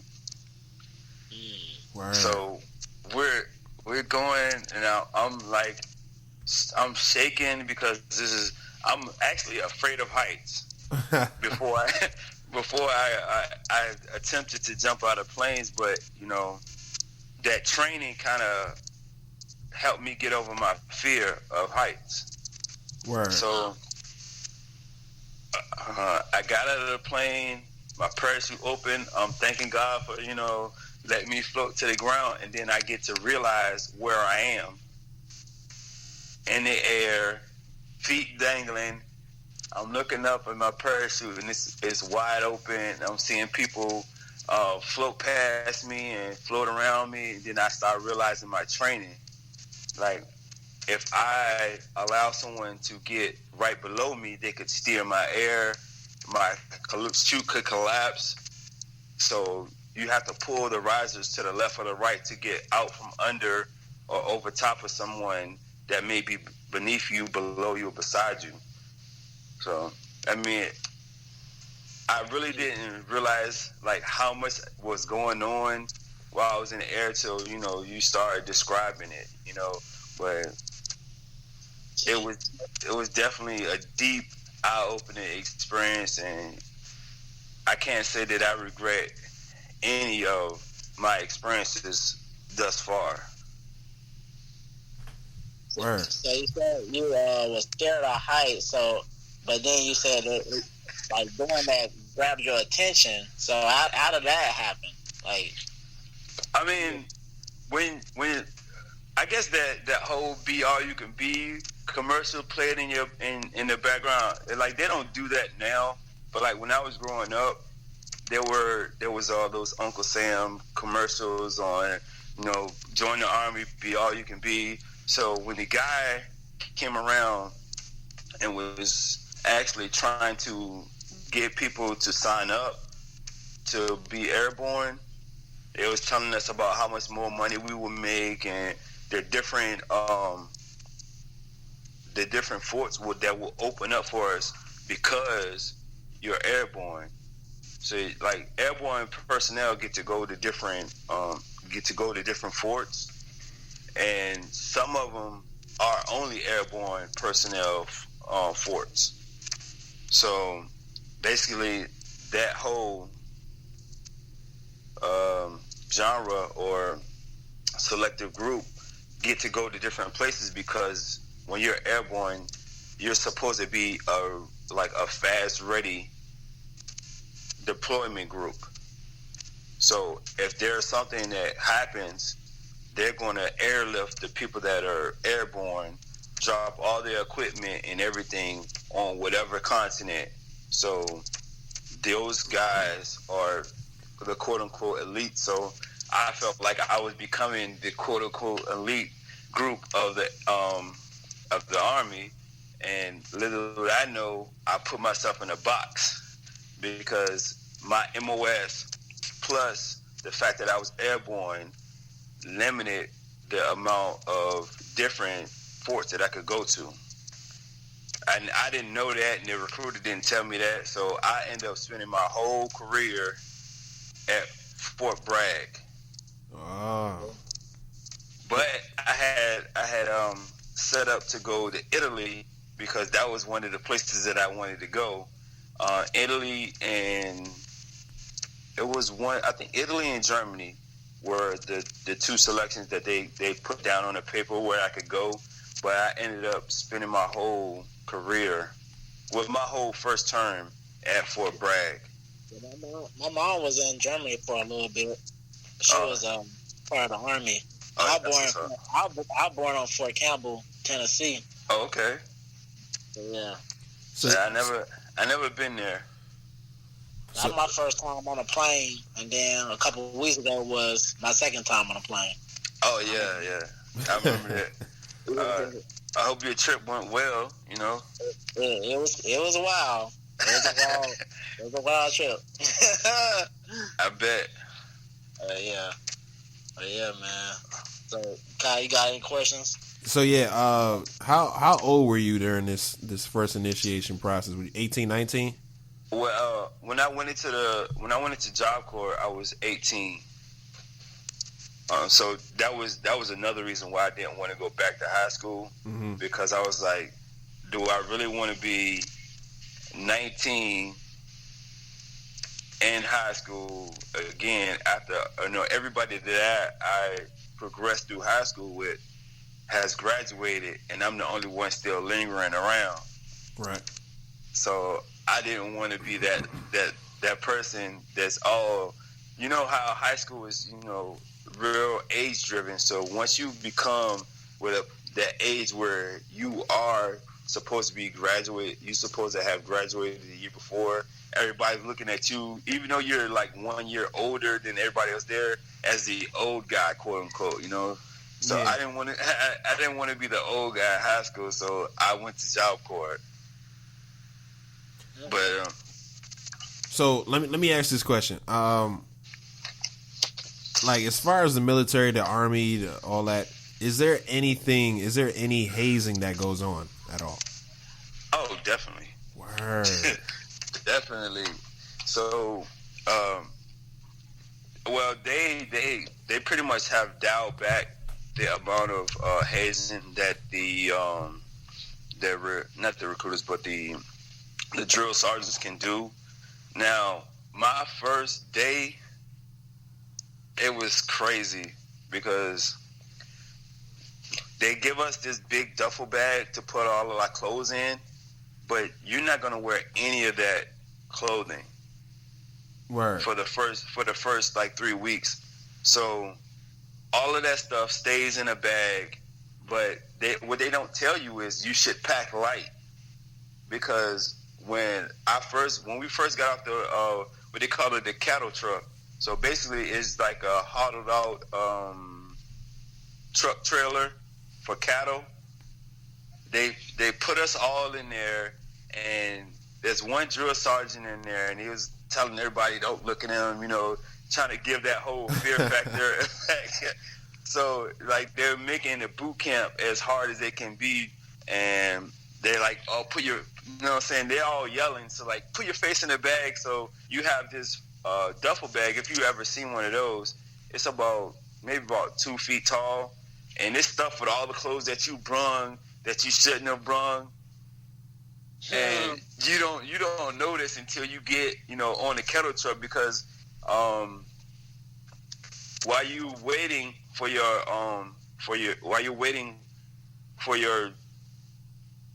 boot camp to start, it's all lax. Everybody's chilling. You get to go to different people's burgs and stuff like that. And then when they pull the kettle trucks up, it's a whole different world. Everybody's yelling, and they have these big hats, and they all tilted down forward so that you can't really see their face. And they're like, don't look at me, don't look at me. And, I mean, if you were out on the outside looking in, you would think it was hilarious, like Saving Private Ryan type of deal. But while you in the midst, you in the thick, you're like, man, what have I got myself into? True. So that maybe like 10-pound bag turns into feeling like a 20 or 30 or 40-pound bag, because you have to hold it. And once you get on the kettle truck, there's no seats, so you put the bag in front of you, and they're telling you to hug the bag, put your face in the bag, and then they drive you around for like 10 minutes. Now, all of this is maybe like a 10-mile radius, but you driving around for about 20 minutes on this truck where everybody with their face in the bag, and the drill sergeants are walking up and down the aisle yelling, telling you how bad this is going to suck. They're going to break you down to build you back up, and they're just telling you what's about to happen, how you're not going to like it so much, and we're going to run so many odd days, and we're going to run so many odd hours. How many push-ups you're going to be doing, how you're going to wish you would have stayed at home with your mother. I mean, they're just telling you everything that you actually feared would happen. They're making it happen for you. So, did you play any sports in high school? I didn't. I had asthma. So, I mean, to be honest, it was so many different things going against me going in the military.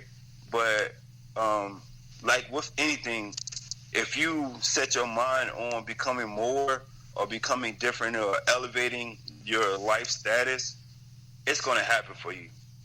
So, I have flat feet. I was, I want to say I was injected with some kind of vaccine that created asthma in my body, but I don't know that to be true. But, you know, that's just the way I feel, because I have this lump in my buttocks from like 6 or 7, and it's still there today. And through the process of me going through boot camp, running 6 miles a day, working out, I feel like I outgrew my asthma. Word. And then on top of me having asthma, I was allergic to everything green. Now, you tell me how that worked out, but it did. It panned out to be what I kind of stapled my life behind. Like, my mom pushed me to go to a camp. I was allergic to everything green. I don't know why she would send me to camp in the woods with everything green, everything that I'm allergic to. I did not break out not one time. I didn't have an asthma attack not one time. And then fast forward, I graduated. I graduated at Fort Flatwoods, a Job Corps facility, and went into the military, and just went against everything that I had been telling myself as far as not running, being outside for a long time, all of these different things that would have, quote unquote, broke me down because I had asthma and I was allergic to everything. Word. So would you say that this experience was kind of beneficial as far as your lifestyle right now? It was definitely beneficial. Definitely. I mean, I wasn't an overweight kid because I went to boys club, and I was always in the water, so I was always swimming. I was always pretty much active. But for me to run the way I do now, at that age, I didn't see it possible. Word. Shout out to you, because you kept up with me when we went going on like 2 mile jogs and shit.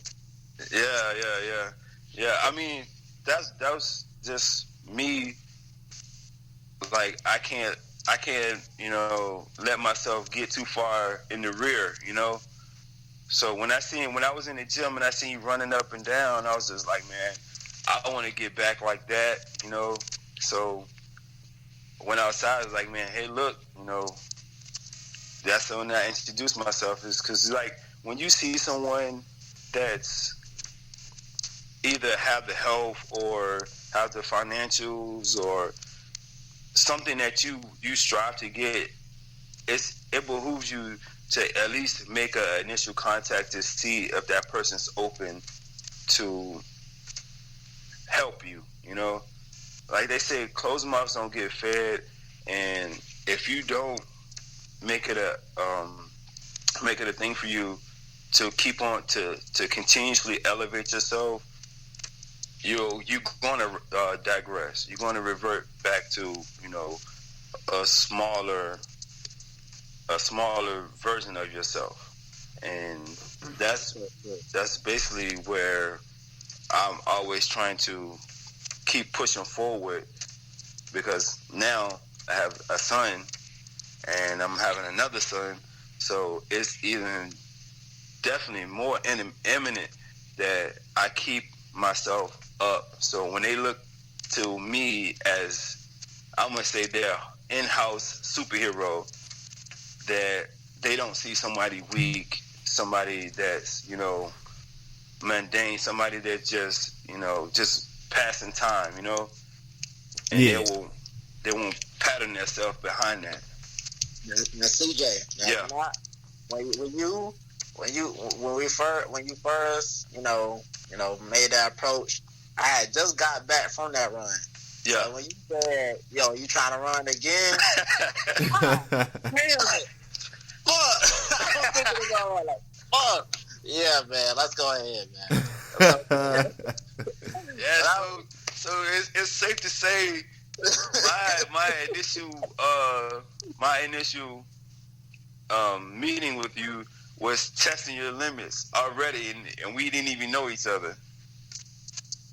I was like, I knew this was a good brother because I was like, okay, anybody who's willing to push themselves, I could tell you, you know what I'm saying, you had your day, but you weren't on my level right now. I was like, okay, if you willing to go there, let me see what he can really do. So then once we got into the, conversing, throughout the run, I was like, okay, this is a cool brother right here. This is a guy that I can surround myself with because he's about his shit. And I didn't even know. I had no idea you was even thinking about podcasts.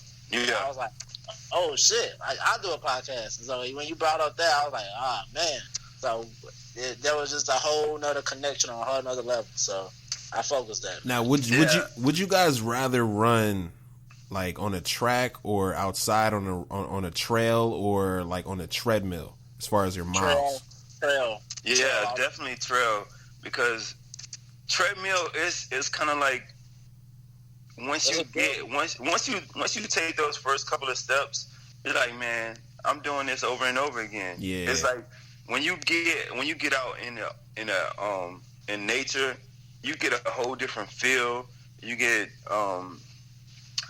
just get different emotions from, feeling like you accomplished something versus, you get on the treadmill, you stand in the same spot, you get off, you're like, I ran, but it's like I didn't go anywhere. Right. I mean, that's just the way I feel about it. I mean, and you're not, physiologically, to say you're not working as much muscles on the treadmill because you're taking the whole extensor muscles, which is your glutes and your hamstrings. You're taking that out of the equation. You're just pretty much doing high knees in place. Basically. Yeah.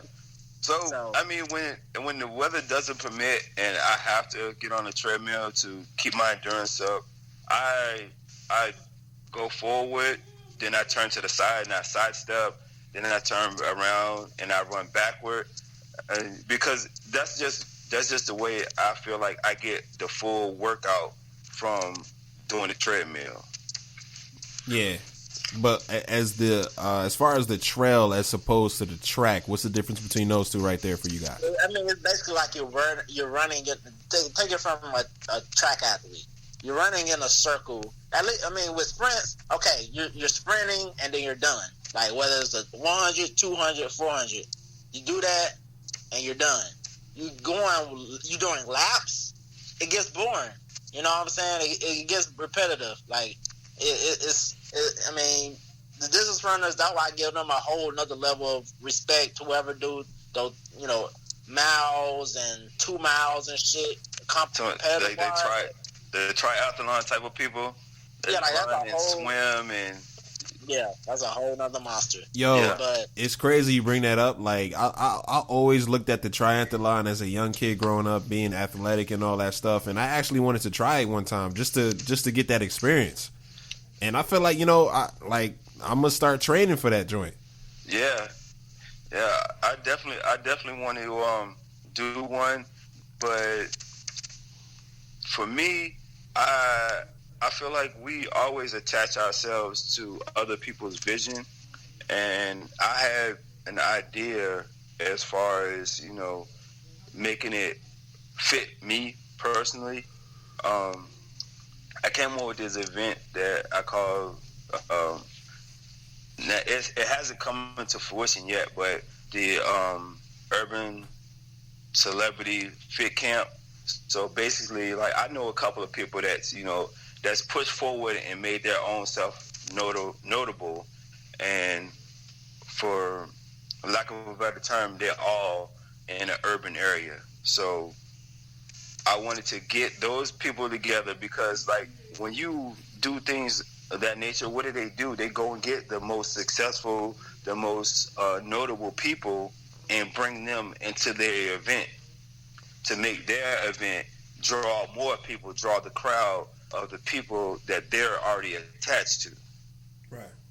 So, I mean, that's kind of like what I was telling Gene as far as, you know, building you guys' brand for the podcast. When you know people, get them on, you know, bring their crowd in and have them, you know, trying to bring their crowd in. If it's not an immediate attachment to your podcast, at least they'll know about, you know, saying what you guys are doing. They may refer you guys to someone else that might be looking for what you guys are putting out. Right. And that's actually a good idea. Like, what would be? Go ahead. I'm sorry. Go ahead. Yeah, before you go, Kai, if you're trying to do that triathlon training, I'm in it with you, bro. We're gonna train together, bro. I bet. I'm with it. You teach me to swim, I'll teach you to run. We're gonna do that shit. Yo, that'll be dope.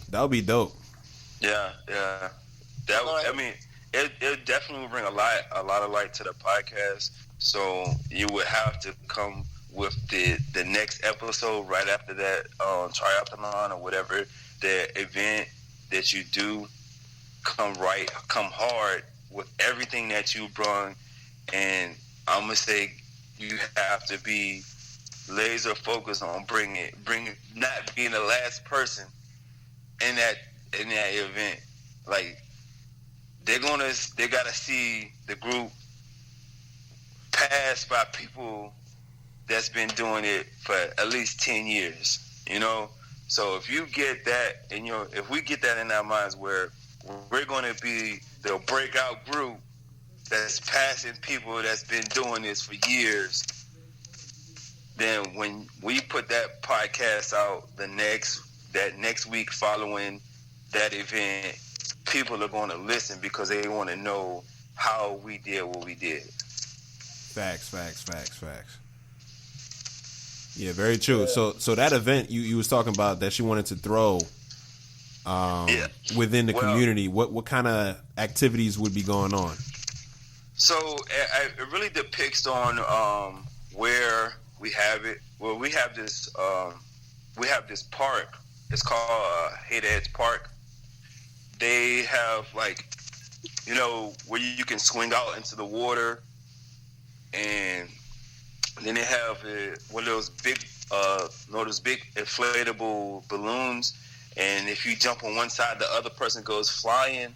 So I kind of wanted to create like a obstacle course out of that, you know. Mm-hmm. So come up with teams, and then we would run from maybe a different part of the park is not actually in the city limits, but it's not far. So let's say if you ran 5 miles towards the park, and then we would do the events in the park, maybe running around the park, and then we all converge and have different teams, and then whichever team goes through the obstacle course the fastest, you know, and have those, what do you call the cameras that are attached to the drones to kind of get more different angles, you know what I'm saying? So you could get the crowd, you could get the people going through the different events, you could get their emotions as they're swinging through the air, and people, I mean, the vision is so live that I have in my head for this event. I've talked to a couple of people, one female that I know from just being out in the city. She has started her own runner society back in Virginia, because that's where, you know, my roots are. My mom's from Virginia. A lot of my friends are from Virginia. I'm making friends like Gene and different people, acquaintances in Charlotte, and I think these people would come to Virginia once I get this thing going.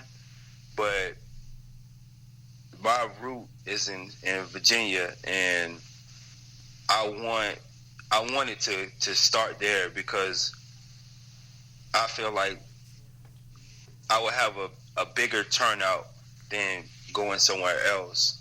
You know, I wanted to have those most of those people that I'm talking about are parents. You know, so have their kids there to see them. You know, going through this obstacle course, not letting themselves quit. You know what I'm saying? That whole aura is what I'm trying to bring back to the city, because I've seen different events like the Tough Mudder, the Spartan race, and all of those different things. They're great and they're light, but they really don't have anything to do with us as a people, you know. Right. And we so often attach ourselves to events and projects that really have a minimal effect on our community. Well, yeah, that is true. Like, I see a lot of like marathon runs and Olympic runs and all that stuff, and it's a huge white community. If there was an event that was a huge black community out there, I think that would shatter the world. Yeah, and I mean, it's just like we're I'm not gonna say we're so naturally athletic, but naturally talented. Period. Our roots are in the I don't know, that we're just built for exertion, you know, built for, you know, just the test of life and different events. I'll say it for you, CJ. Since you got a family, you got a job, I'm gonna say it on behalf of black people. We determine what is hip right now. Yeah. Music, sports, anything, fashion. Yeah. We determine it. We determine it. And that's what it is. We are the voice right now, and we have been the voice. Elvis, he did his little shit back in the day. We here to claim our shit now, nigga.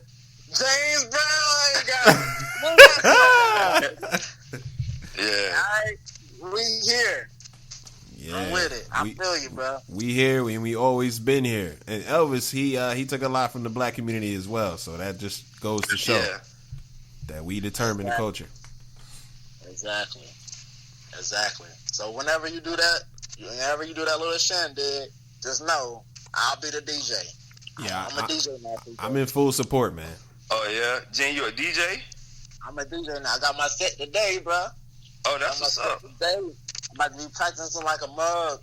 I'm about to be out here, bro. You better hit up DJ Low Key to get some training, man. Make him your mentor. DJ Low Key don't even be fucking hitting back, bro. I was trying to get him on the podcast and shit. Oh, I hit him one time and he didn't hit me back. I mean, he hit me back the first time and didn't hit me back anymore after that. I mean, he a busy man. He got a lot of money to make. That's what I'm saying. So once I get back up into the Chapel Hill area, whether it's because you know what I'm saying, I'm doing my thing, or if I move there, hey, we're gonna connect somehow. We're gonna connect. I'm gonna run this motherfucking state. But anyway, back to CJ. You know what I'm saying? What's up with you, CJ? What's going on right now? Right now, man, I'm striving to get this podcast off the ground. Continue to post my inspirational posts, and like I kind of slowed down to speed up, if you know what I'm saying.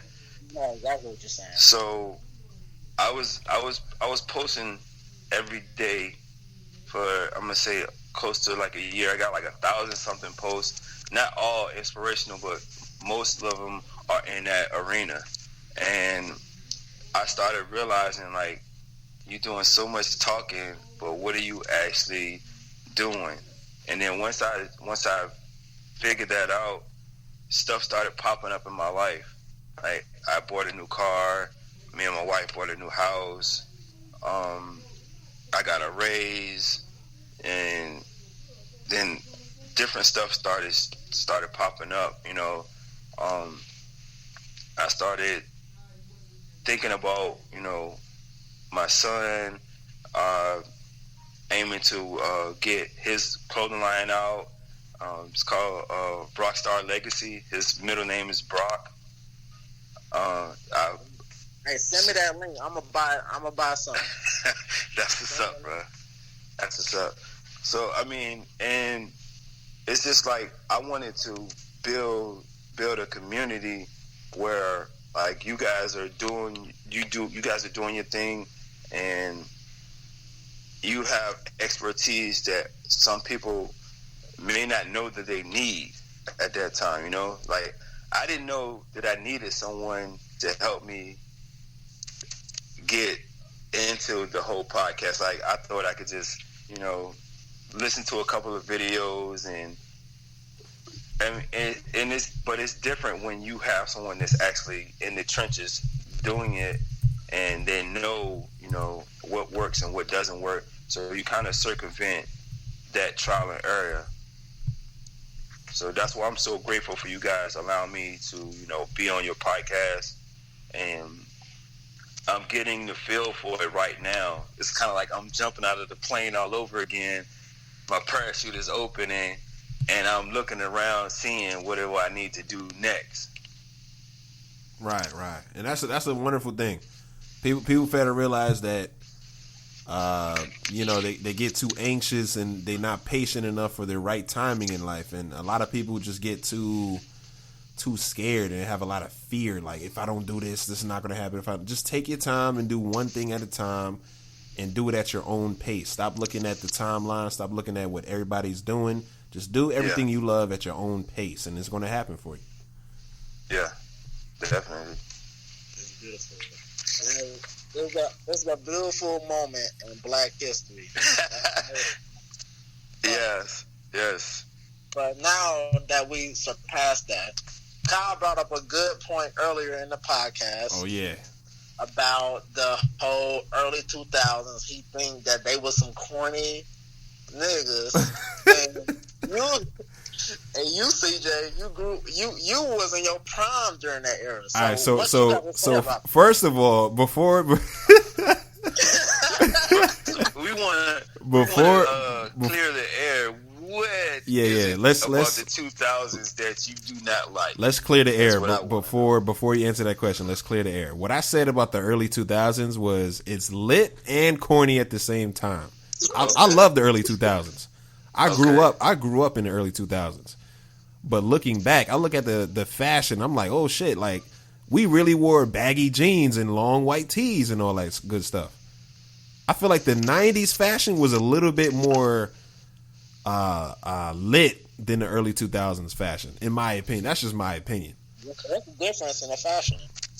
Well, what I can say about the early 2000s is the 70s, I'm gonna say the 80s and the 90s were heavily culture. So when that culture era was over, we really didn't have anywhere to go. So that's when the whole white tee thing came in. Then we had the rappers that were talking about, I do everything in the white tee. The guys from Atlanta, I can't think of the name of the group. In my white tee. Yeah, I really didn't like that group. But to be honest, everywhere, the white tee epidemic was so heavy that when we went out to the club, they was saying you cannot wear a white tee in the club at all. Like, you can wear any other color t-shirt but white. That's crazy. They really said that shit? Yeah, they would put that on the radio. Damn. Like the promoters did not want people wearing white tees in the clubs. Yo, that's funny. Yeah, that's funny. I mean, that's what I'm saying. It was an epidemic. Like, I didn't realize like that during that time. But me now, you saying 2000s was whack, and I'm thinking about it like, yeah, part of it was pushed, by people just overdoing the norm. You know what I'm saying? Yeah. There's a lot of bling bling. Like, that was the first time bling bling really came in. Like, Jay-Z, 50 Cent. It was a lot of bling bling going on. Like, black people as a culture was, like, the culture was, like, really showing how much money you got in 2000s. Yeah, it was also glorifying gang culture in the black community. And that's whenever they seen a black man wearing a white tee, they automatically think gang. Because if you remember Boondocks, you think about Gangstalicious. Look what his crew had on. Long white tees. Yeah. So that's what that was glorifying, basically, to black people and to the world. Like, black people, if you wear a white tee, no matter if it's short, no matter if it's long, you wearing a white tee and you're black, you're in the gang, basically. And I think that was kind of strategic in a sense too, because if you think about it, most of the hustlers at the time were wearing white tees, so it was kind of like a standout and camouflage at the same time, because the people that weren't actually hustling were wearing white tees as well. So you could kind of, I guess like you said, the rags would kind of give the telltale signs of who was actually in the trap, sort of say, and you would know, like, okay, he's got a white tee on, let me look, you know what I'm saying, see if he's got a do-rag, and then if you sagging and you got on fresh sneakers, your white tee, and you got on chain, they already know what you're doing, you know what I'm saying? Because, like, in the 2000s, people 18, 19, and 20, 25, they weren't making a whole lot of money on a job, because the minimum wage was like, what, $6, $6.75 at the time. So if you had a job and you were, doing a menial position, you didn't make enough money to have a chain, brand new sneakers every weekend, and a fresh white tee and new Jabot jeans at the time. You weren't making that type of money to do that type of stuff. Yeah. If I can remember, Jabot jeans was like $30 or $40 in the early 2000s. Yo, this goes to show my age, bro. I ain't never had a pair of Jabot jeans, man. And you could thank the Cash Money Brothers, because they made Jabot hot. And I don't even know if that's a black-owned brand. Ah. Probably not. I'm looking that shit up now. Yeah, growing up in the early 2000s, I was rocking Rockaware, Reebok, Echo, Tommy Hilfiger. But mommy and daddy was probably buying that stuff, right? Oh, yeah, you already know. So you went outside, 5 o'clock in the morning, getting your grind on. And that's the thing, like, even way back then, like, the black community was putting these white corporations on such a high pedestal, and they don't even acknowledge us. They don't even want us. Stuff, yeah. Yeah, they don't even want us to acknowledge. They don't even want us to rep they shit. They just like they look at us as scums. You know what I'm saying? Even to this day, they look at us as scums. Whether it's the Ralph Lauren, whether Tommy Hilfiger, you know what I'm saying? Those quote unquote upper echelon brands, they look down on us, and yet we still give them free advertisement through our most popping, celebrities, basically. So yeah. It's crazy. I think that's the thing. Like, we always aim for the crowds that don't accept us. I think that's what it is. Like we is the pinnacle of satisfying as far as entertainment, because at the end of the day, black people, if you ain't funny, we ain't fake laughing. We ain't fake laughing. We ain't nothing. We booing. When they getting the Apollo treatment. Exactly. When it comes to comedy, when it comes to music, we are the strictest to the core. So that's what births the best of the best when it comes to athletes, everything. We birth the best of the best because we're the hardest on our own kind. Yeah. We give these brands, but because we're not satisfied with just that, we have to reach out to other cultures. We have to reach out to other races, and that's when we get into Tommy Hilfiger and Ralph Lauren and all that shit. We have to reach out to these other brands to make ourselves look more cultured and more prestigious.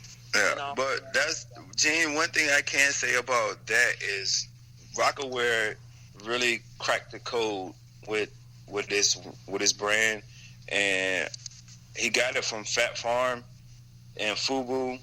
So they were really trying to bring it back, but at the same time, people would kind of abhor the Fat Farm because it was so readily available, so they wanted more rarity, and that's why they got back to wearing the Polo and Gucci and Fendi and stuff like that, because it was more rare, and I think that was kind of their downfall as far as like Rockaware, Sean John, and it was like they had different stuff, but they didn't make it a one-off.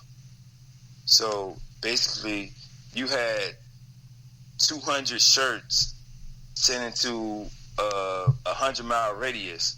So every other day, you were seeing somebody with that same shirt on, which kind of made you not want to wear that brand anymore.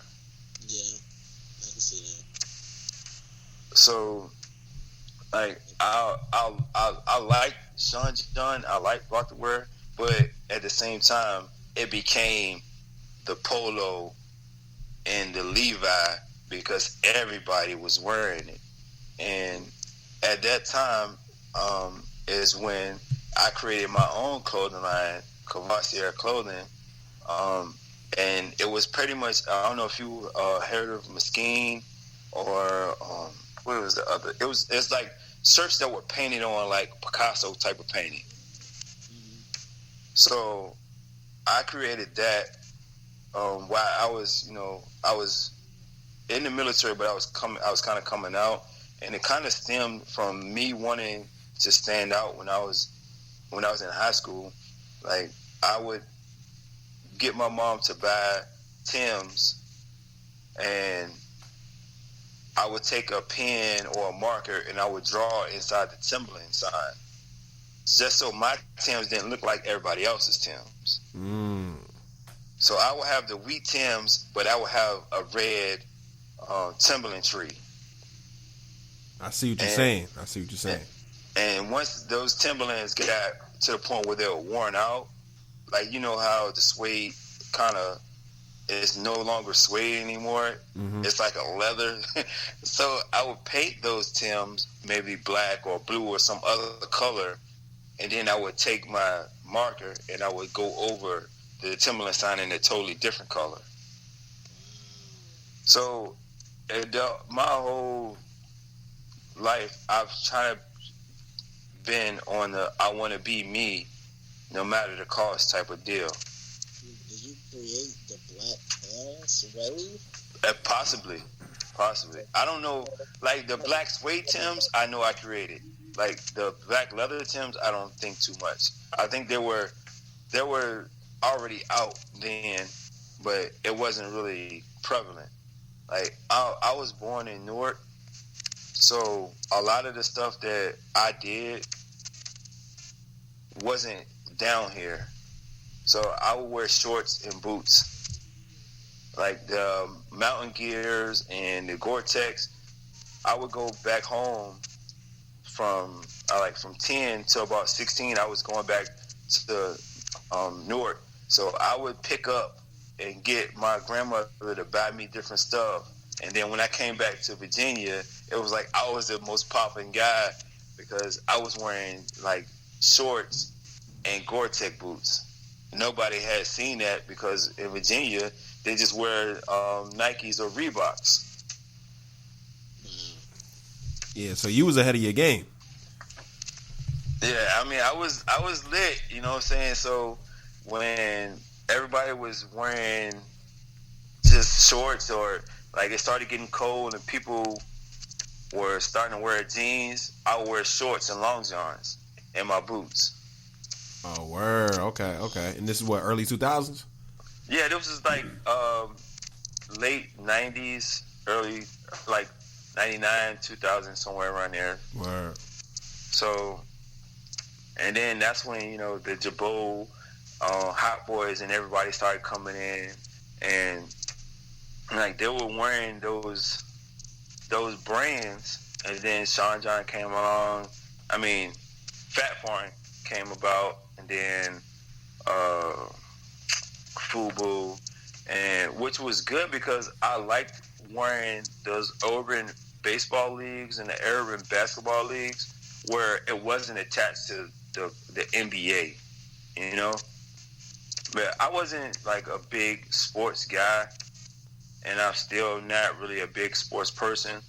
But I like sports, and I like what it can do for people that put their mind to it, and I like what it means to become good at a certain sport or good at any sport at that matter.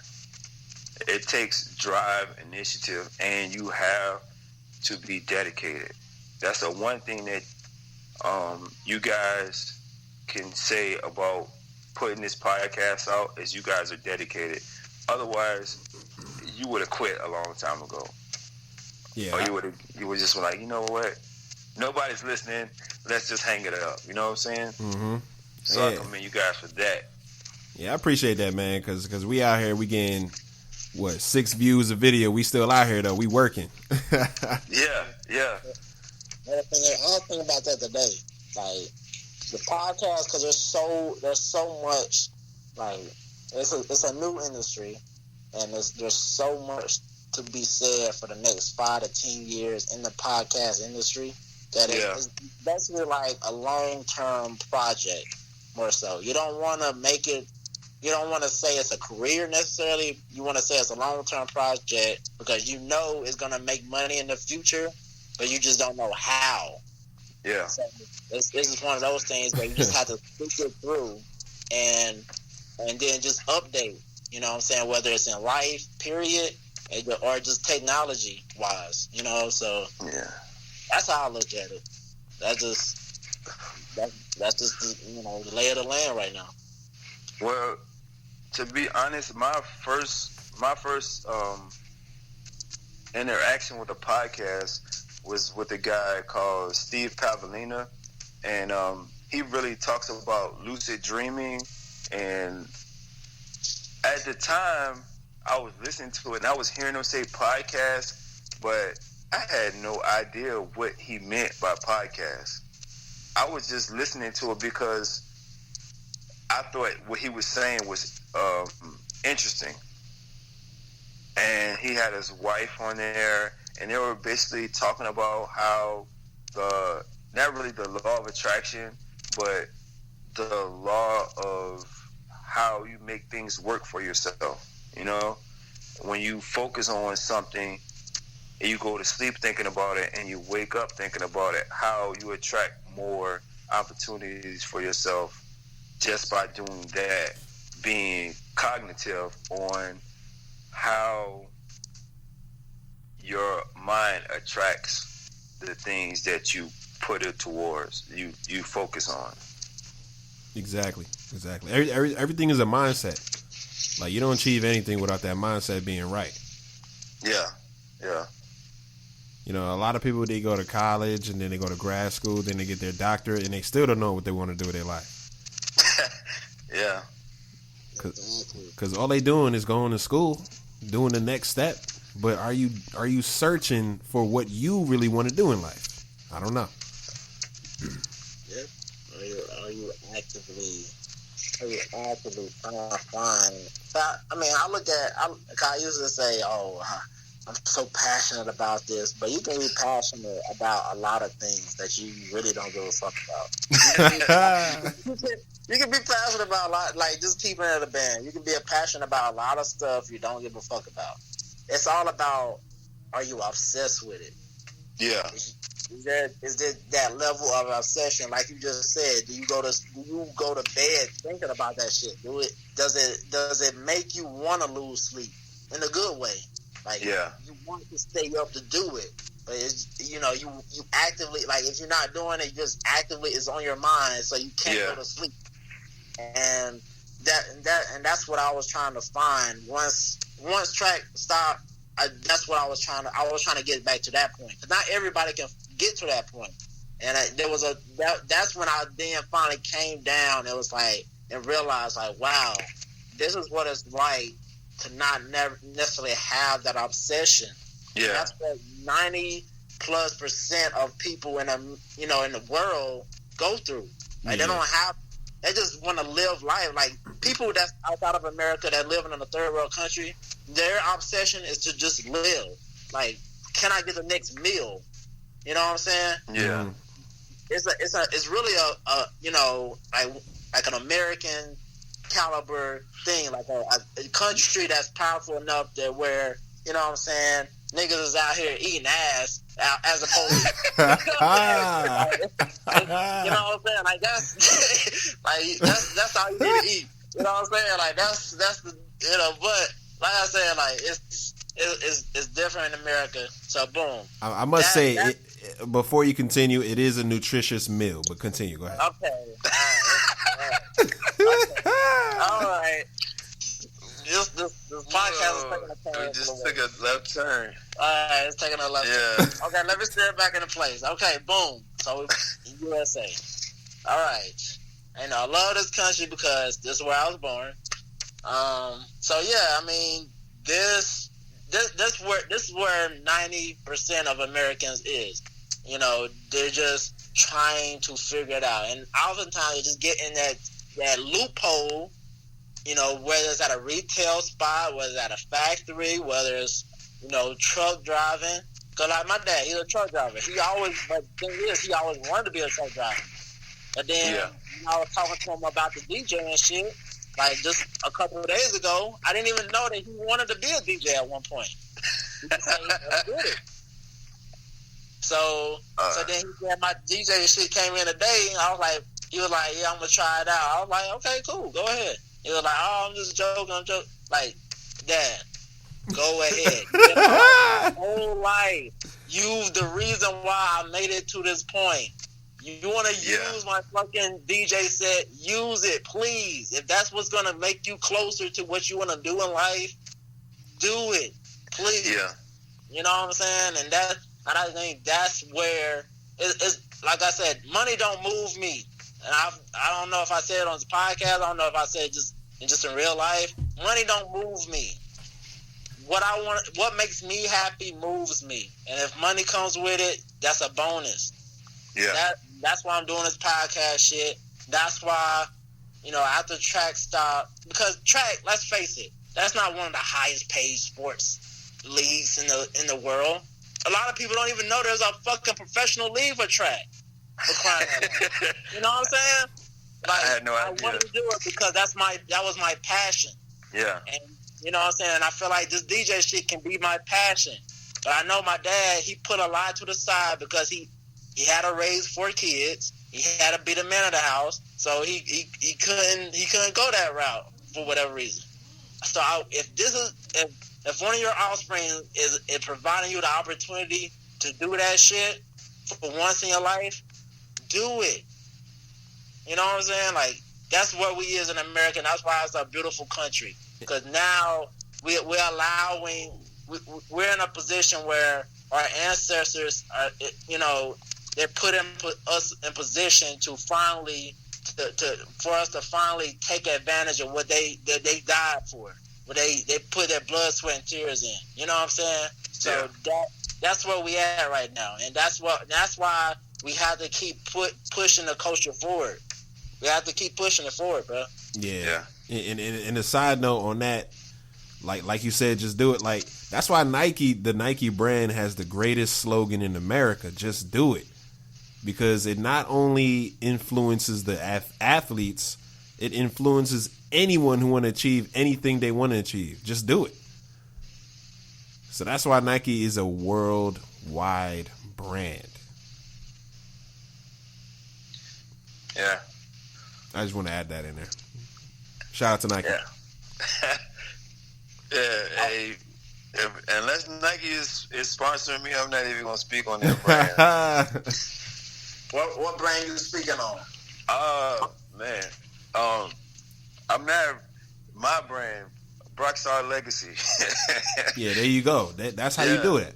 So I mean, but there are some new. I want to not even saying new, but some real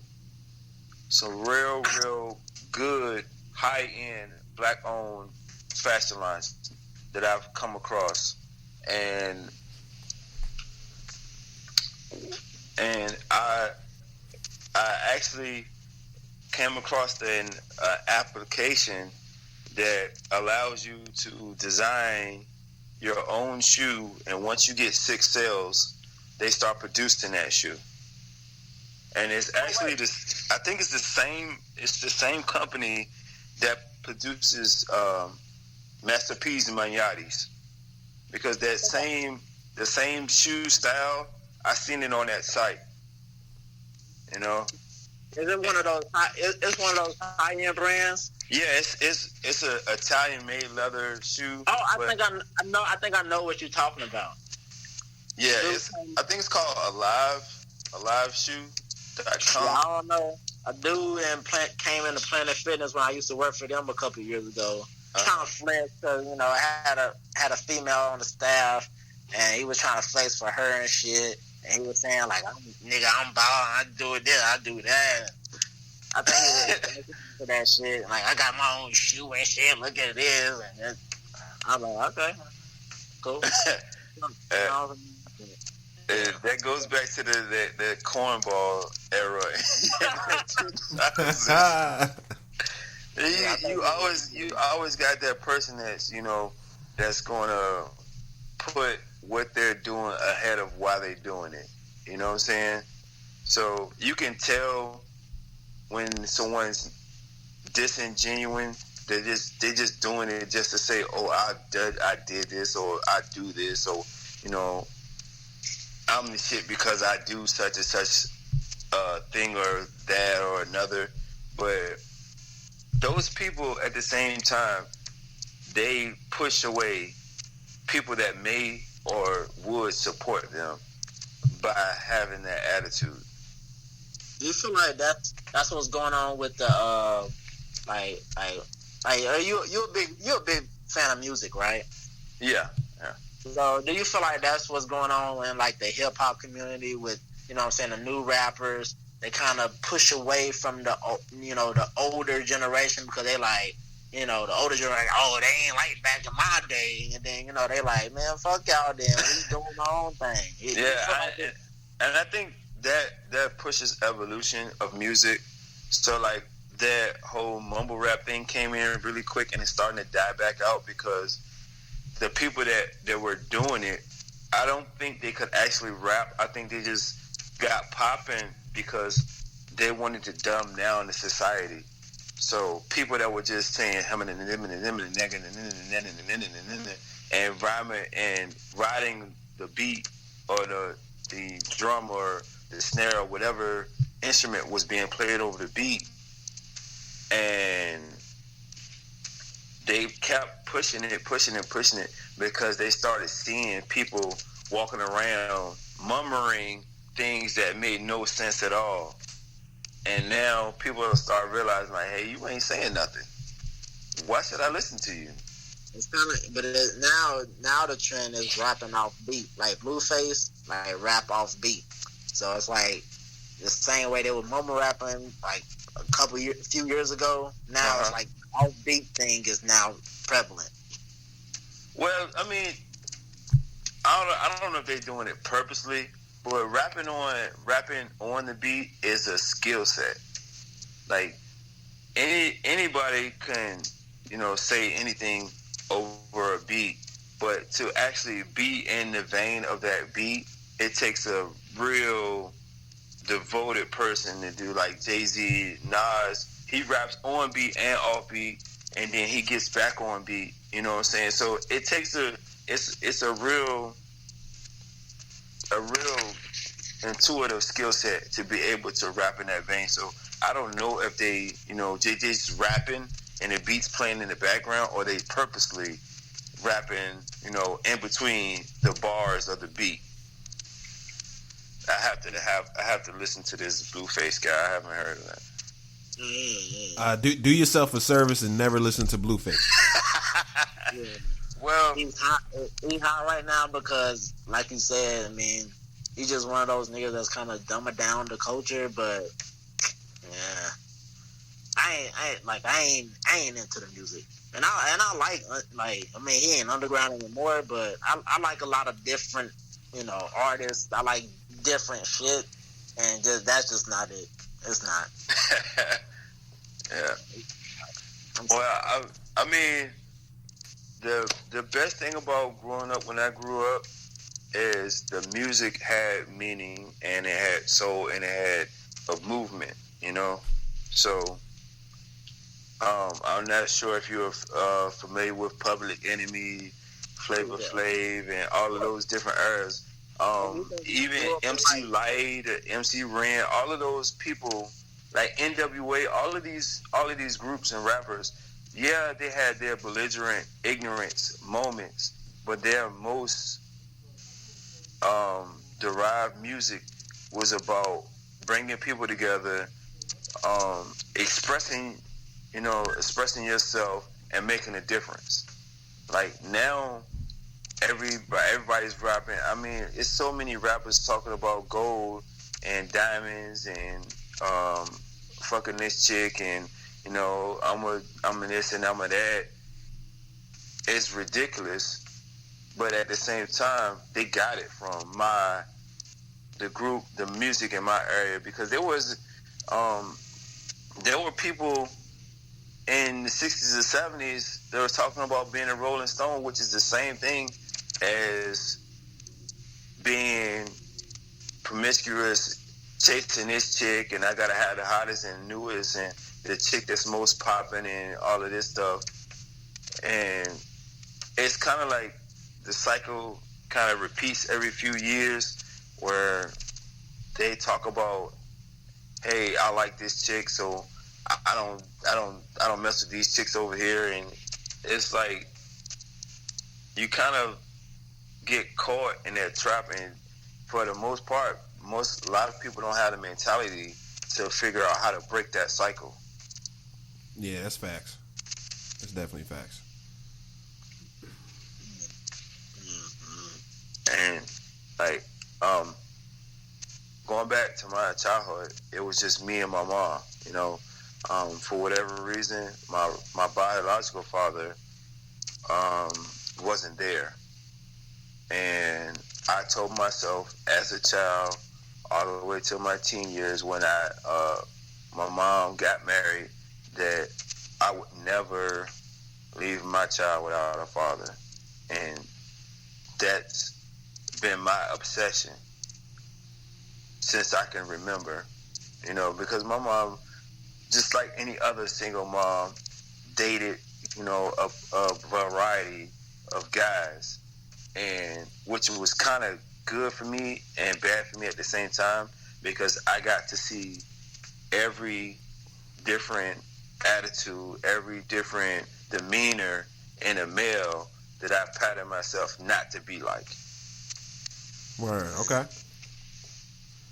It was more of a learning experience rather than it was negative. Definitely a learning experience. Like, I remember vividly as a kid, my mom's boyfriend tried to get me to drink beer and eat raw potatoes. I have no idea why he thought that was a good idea for a kid under 10 to drink beer and eat raw potatoes, but I was not having it. Bro, that's what you call that backwater down south old country shit right there, bro.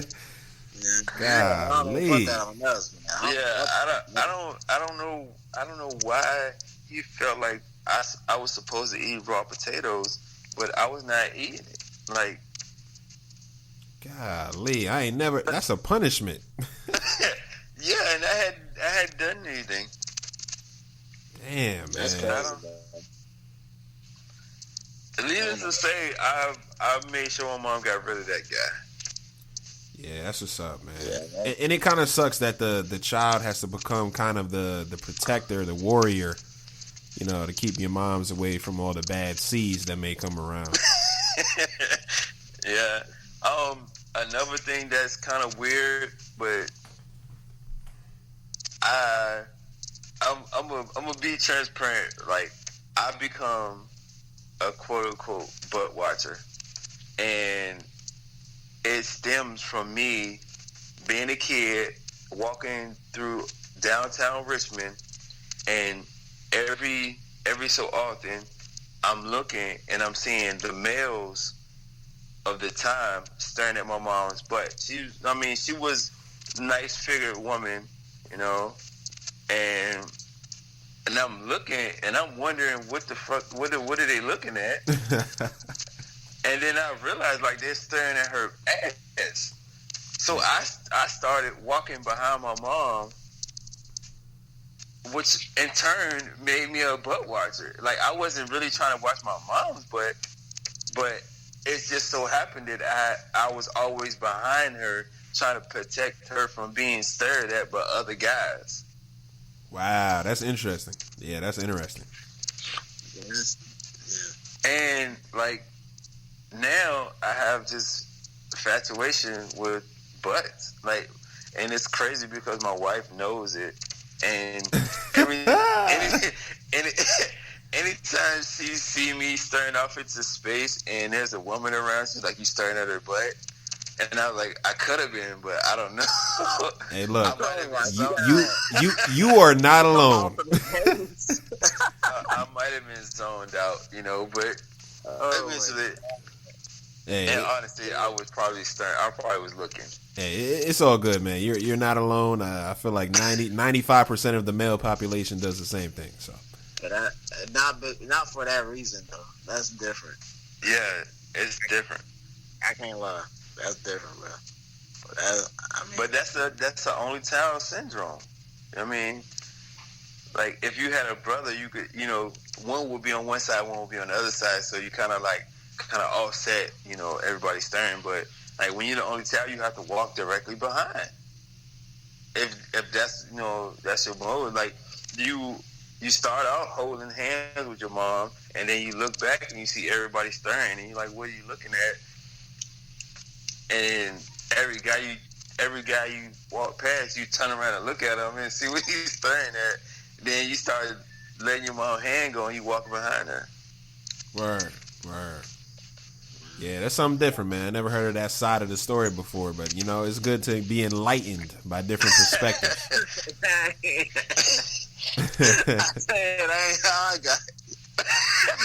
got it like that. You didn't get it that way? I ain't get it that way, man. Hey, more power to you, brother. Hey, I feel it. Yeah, man. Like, growing up, I guess it just naturally happened for me. I just started looking at asses. You know what I mean? Yeah, we was we was on campus. Like, when every time it heat up, the sunglass season come out, we got a spot at the Greek Bowl, and then we call it ass. Yo, it would be a day when niggas just came from the calf and we'd be like, "Hey, you try to ass watch today?" We're like, "Yeah, man, let's go outside, sit on the bench. We ain't got no homework to do. Let's just ass watch. It's a sunny day. We ain't got nothing to do. Let's." Oh man, that's funny. It was a good time. It was a good time. Like, how people bird watch? Like, we would ass watch. You know what I'm saying?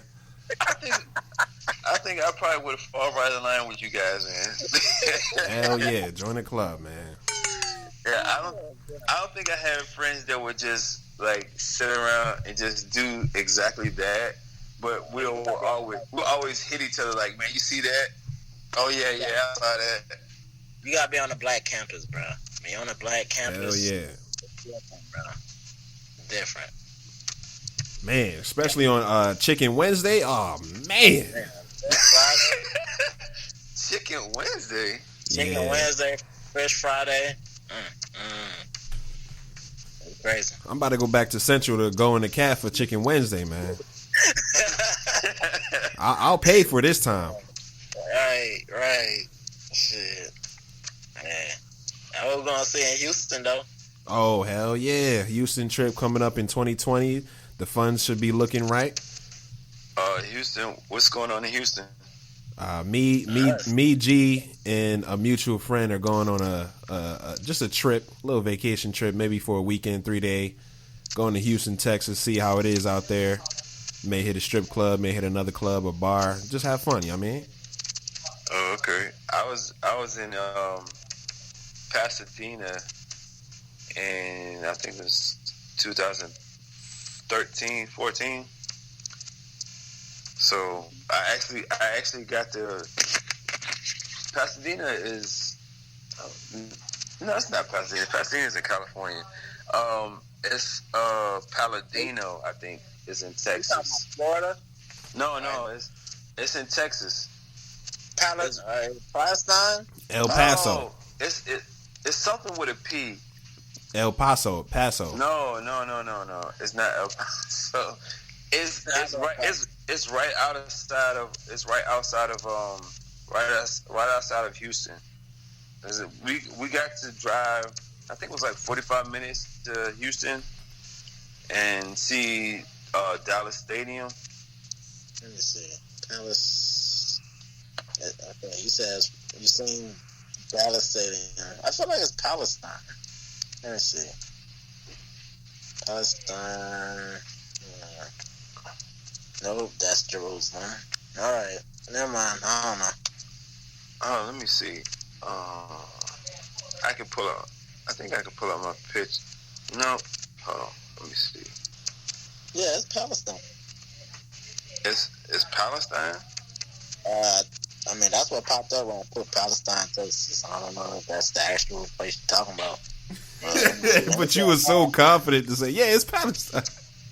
Because I know I seen that city before. Yeah, it's close to Houston. I mean, it's kind of like between Fort Worth, Houston, and Austin. It's like right there in the middle of all of those. It's not on the coast, but it's probably like, I don't know how many miles away it is. Hey G, you remember Austin Avenue? Oh yeah, Austin Avenue. That was a trap right there. Yeah. A lot of shit went down over there. Yeah. Honestly, around campus was pretty much a trap. Yeah. The whole campus. Yeah. So where's that? What college did you guys go to again? North Carolina Central. And where's that at? Durham. Oh, Durham. The heart of Durham. The heart. Yeah. We was smack dab in the hood, bro. Smack dab in the hood. If you step two, like one, I would say 20 feet outside of campus, you getting popped. Oh yeah. So bad that the nigga that we knew, who was what we call a quote unquote Durhamite, that it was so bad that I had to escort him to his house slightly outside of the campus just to walk back to my dorm. Like, that's how bad it is. I had to escort him to his fucking, and he had no fucking care about my safety, but it was whatever. Yeah. So it's Paladino. Paladino. Paladino. I like that name. I don't. I'm over here in Paladino, Texas. Paladino, Texas. Yeah. What they looking like out there, man? It was decent, man. It was decent. So we went to this restaurant right outside of the hotel, and surprisingly, it was a black-owned restaurant. I think he had played Major League Baseball, and We had this. This was back when I was heavy into the meat. We had the peppercorn bacon. Now, I like bacon, but this peppercorn bacon was the shit. Word. So that's what we need. That's what we need to get when we go to Houston. Peppercorn bacon. Peppercorn bacon. I'm gonna keep that in mind. That shit was hot. I'm telling you. Oh, it was like spicy? It was hot, but it was good. You know, it's like maybe like a quarter of an inch thick. So like Is it like turkey bacon? No, it was bacon, like swine bacon. Well, I'm saying like tough, like turkey bacon. You know? It was like you know, like you can break it. Like as soon as you bite it, it'll break off in your mouth. But it has a little crunch to it. As long as it's not no Canadian bacon texture, I'm cool with it. I never had Canadian bacon, but I mean, yeah, Canadian bacon. You might as well put that in the sandwich and eat it. Is that chewy or is it? I mean, it's a thicker cut. It's like bologna. It's like what? Like bologna or some shit. I mean, I don't know too much about it. I just know it's a thicker cut. Nigga, you ain't had it. How you warning niggas about some bacon? Yeah, that's fugazi, bro. Yeah, it is, bro. I must say it. Like, don't go down there. You been down there? Nah. Nah, don't go there. I heard it's bad, nigga. Nah, I ain't been down there, but they crazy. Yeah, they crazy over there. I ain't never been there, but they crazy over there. They shining them said.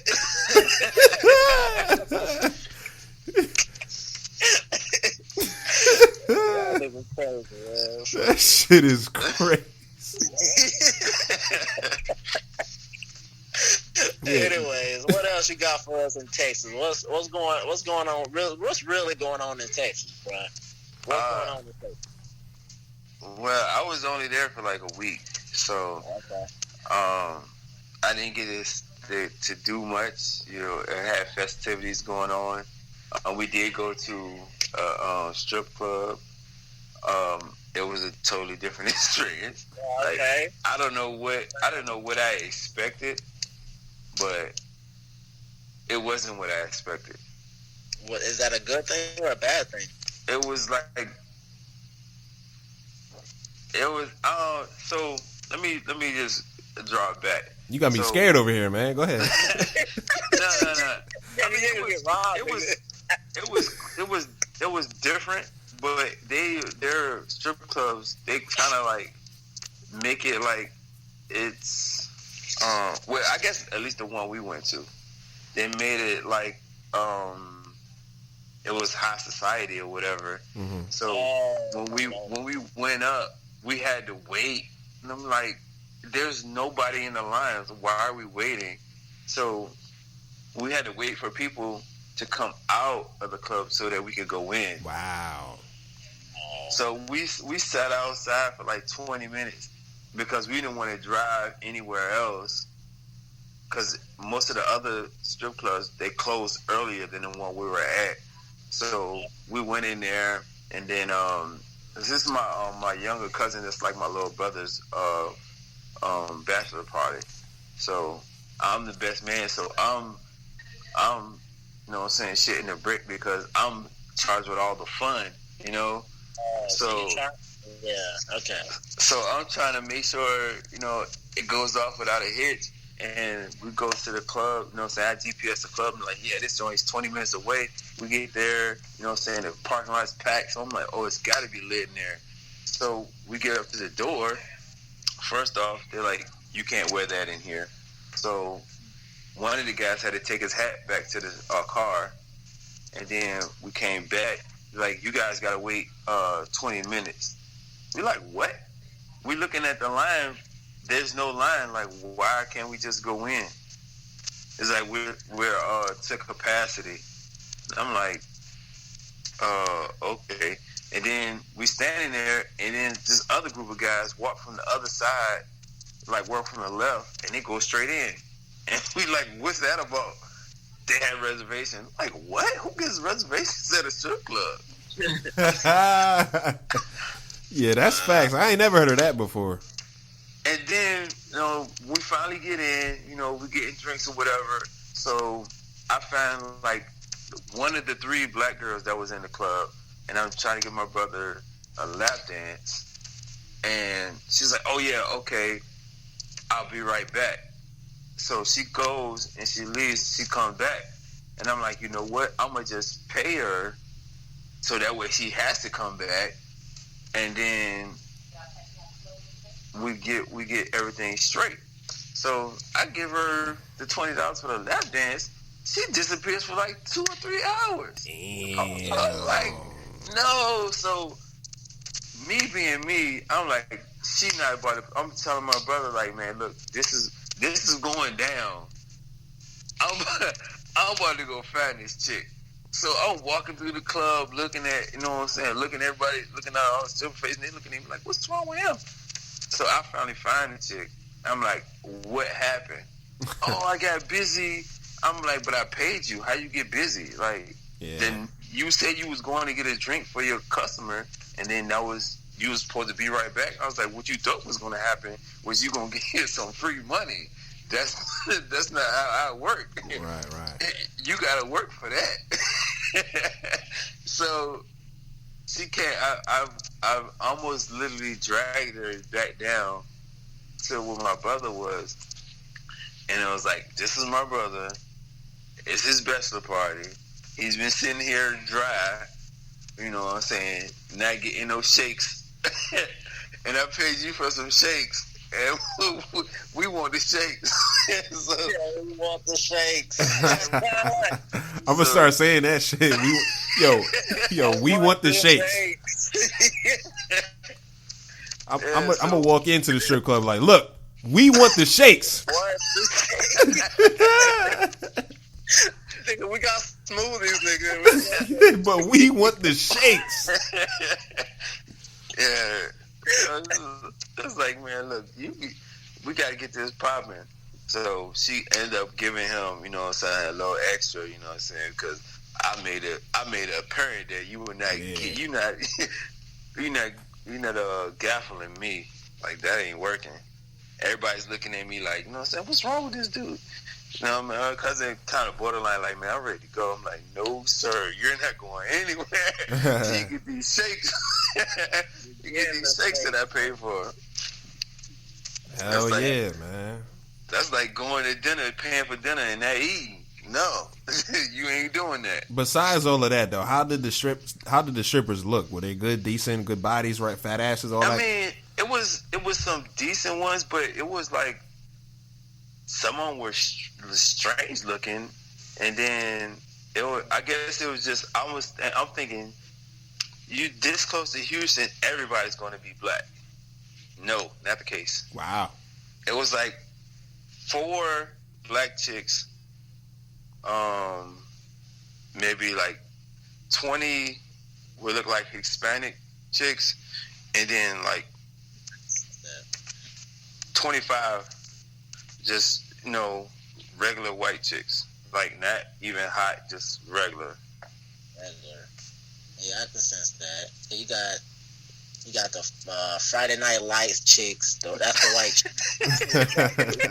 Then you got Fresh from the Border chicks. That's the best. The black chicks, they just came from Dallas. They off the Cowboy squad. So yeah. You gotta go to Houston, like straight to Houston, not Palladino. Maybe because we're in Palladino. Yeah, proud. Yeah, next time just go straight to Houston, man, right in the heart of the city. I don't know, man. Houston's kind of rough, though, bro. All right. Houston's kind of rough. So, and then the strip clubs in Houston, you had to pay to get in. Like this one, you didn't have to pay to get in. Oh, okay. So, like they were charging like $20 and $40 to get in the strip clubs in Houston. I was like, yeah, that's not gonna happen. Man, that's standard. Like, if $20 is standard. 40. Yeah, but you gotta think. I'm flying from. I flew my whole family from Charlotte to Houston. Right. I'm on a budget. I can't go spend $40 to get in somewhere and then put out more money to get some shakes. Yeah, get them shakes. Have you been to Onyx? Yeah. In Georgia. Right here in Charlotte. Oh no. Oh, you gotta go there. You been there, G? Yeah, twice. You liked it both times? Yeah. I was broke first, man. First time I was there for a friend birthday thing. I was broke. This nigga gonna sit here. And mind you, this nigga like 30, like mid 30s, late 30s. So I'm not just the strip club guy at the time. Like I'm just up in there showing support. So this nigga sit here and send a trip my way. So give me a lap back and all that. Then she asking for money. I'm like, I ain't got it. So I got kicked out. Oh, they try to walk you out. but then a couple the couple gay niggas that we was with, they came in late and they helped us out and they pretty much paid it off and all that shit.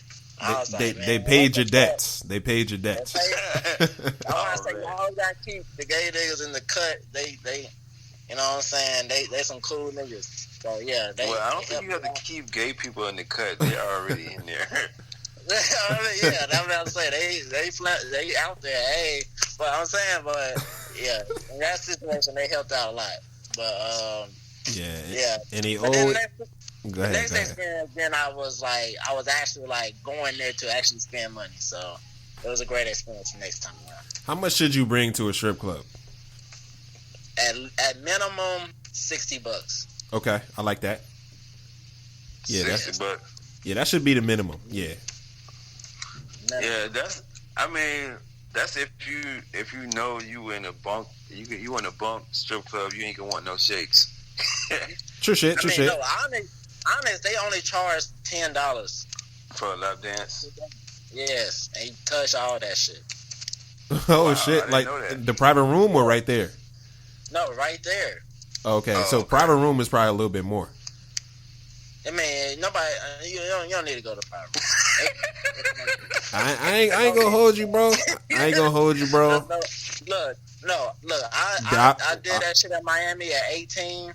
Lost all my the $100 bill that my parents gave me for the trip. Mind you, this is first day of the trip. This is the first day of the trip. I lost the whole $100 at that trip. But you gotta understand. They shook you down. You gotta understand. You gotta understand. You was 18 years old. You was young. This is your first time doing this hoorah, and you was just wild. So that's all it was. But they took me straight to the fucking private room. I didn't even see the pole dance. I didn't see nothing. They just took me straight to the motherfucking private room. Oh yeah, they was like, yeah, we about to get this away. Yeah, me and my boy, we were both 18. We both my parents gave us both $100 bills. Did you tell them that you were 18? I mean, they seen our ID. They had to see our ID. But the strippers didn't see your ID. No, well, we didn't tell the strippers that. I guess they just seen in our face that we was. Oh, they the bouncer probably was pointing to y'all like, get these two dummies. We got them. We got them. Yeah, they were straight dummies. We didn't know what the fuck was going on. Like we both lost our money, all our money. First day. What'd your mom say when you came back broken? Man, all my dad could do was laugh. My mom was so fucking. That's $100 in one night. My dad, he knew what it was. She was like, my baby. But she got over it after a while. She was just glad we wasn't gay. So. Yo, son. As long as they ain't gay, I'm okay. Oh man, that's wild. See, that's that old school mindset. Well, yeah, I mean, but Onyx, you definitely got to go to Onyx. Onyx is the best spot in Charlotte. All right, I'm gonna come through, man. I'm gonna come through to Charlotte sometime. They all bad as fuck. They all, yeah, cheap, yeah. That's the best one. Hey, matter of fact, and inventing the other one. Matter of fact, out of the blue, I should just make a trip over there to Charlotte. Just go to the Onyx real quick. I mean, Yeah, go get them shakes. Next week, I want some shakes. I want a chocolate milkshake. I want a vanilla milkshake. I want it all. You know what I mean? Yeah. All right, nigga. Yeah. Just stay away from the banana milkshakes. The banana milkshake. That's crazy. Banana milk, yeah, you'll get a real banana. Oh, hell no. Yo. You gonna get a surprise banana.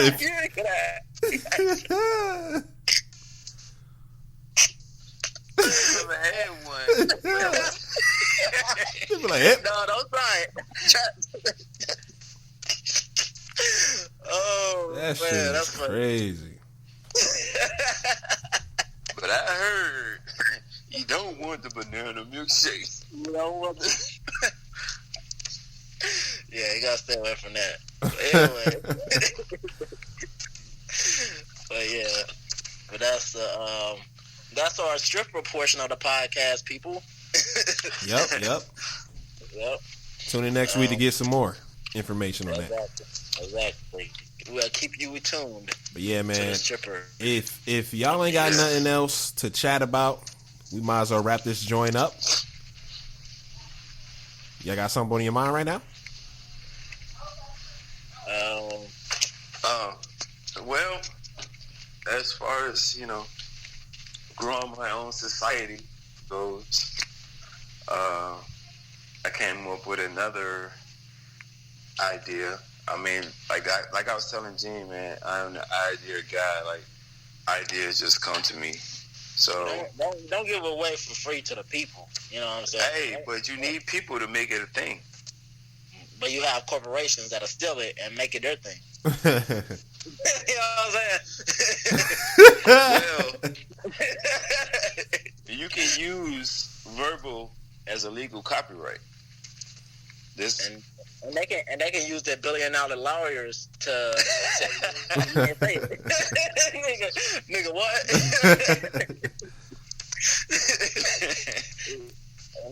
Get our nigga John to rep you, and he'll lose. It'll be his first case. Oh yeah, I know a lawyer. Yeah, we went to school with him. Okay. Yeah, he graduated on time, and he went to law school. You say he graduated on time. Yeah. He graduated on time and shit, on some female shit. But it's what it is, though. I mean, hey, we get you right though with the lawyer though. Oh yeah, hell yeah. You know it. No pun intended. So do he or don't he? Yeah, he does. He He does. We just clowning. Yeah. Oh, okay. Yeah, he knows his shit. But You have me confused. I mean, we just clown on our niggas. That's just the like how y'all got treated in the army and shit, or in the military. This how we do our niggas. We just clown each other. Yeah. And that just makes us stronger. Yeah, and what happened was when G said he knows his shit, and it was kind of like, no pun intended. It's an insider joke that went on for years with our group. So yeah. Well, did he shit on himself or something? Nah, not like that. Nah. Oh. We just say this. He was ahead of his time. He was ahead of his time. Ahead of his time. Yes.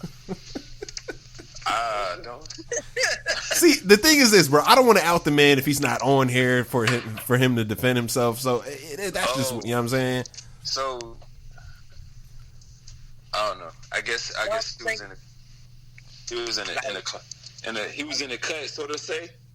Nah. Like John Legend said, what was it John Legend that said, don't think about it too much? But don't think about it too much, okay? Don't do it, okay? When you will see the episode when that dude come on, Yeah. you will know. Oh, okay. It's gonna be an earthquake here in North Carolina. I don't know about in Georgia, but there's gonna be one in North Carolina when that happens. Okay? You gotta feel it. If he makes it on, man, he has a pretty busy life. Yeah, he's a trendsetter. He's a certified trendsetter. Oh yeah. Certified. Certified. He was certified in 2013. You ever heard of the term big blood? He's the big blood. Yeah, definitely the big blood. No, I never heard that. Yeah, he's that. Yeah. What is big blood about? Okay. You gonna explain it, Carl? Nah, I'm gonna let you explain it.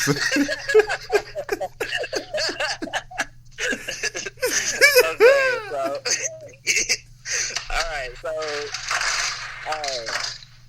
well, when Spit it out, damn it. how can I say that? Okay, boom. When Adam and Eve, let me stop. Well, all right, let me stop. Okay, so it's a blood term. Blood, like the game blood. Oh, Blood okay. term. So it's the big blood. Yeah. Yeah, So, basically the main nigga that's in charge. Like, you don't fuck with that nigga type shit. yeah. Thank you, Kyle, for now wanting to step in. Yeah, because you were struggling over there, so I had to help you out. So. Oh. Thanks. Yeah. So, So yeah. that's what it is. So It was he not the one to be played with. Is what y'all trying to get Yeah, at. basically. Yeah, he's the trendsetter. He starts all of the trends that is popping today that you see on Pornhub. Yep. What? Wait a minute. See, now you got this man all confused now. Wait a minute. Oh, Pornhub. We're gonna just leave it at that, man. Yeah, we're gonna leave it at that. What the hell did Pornhub come?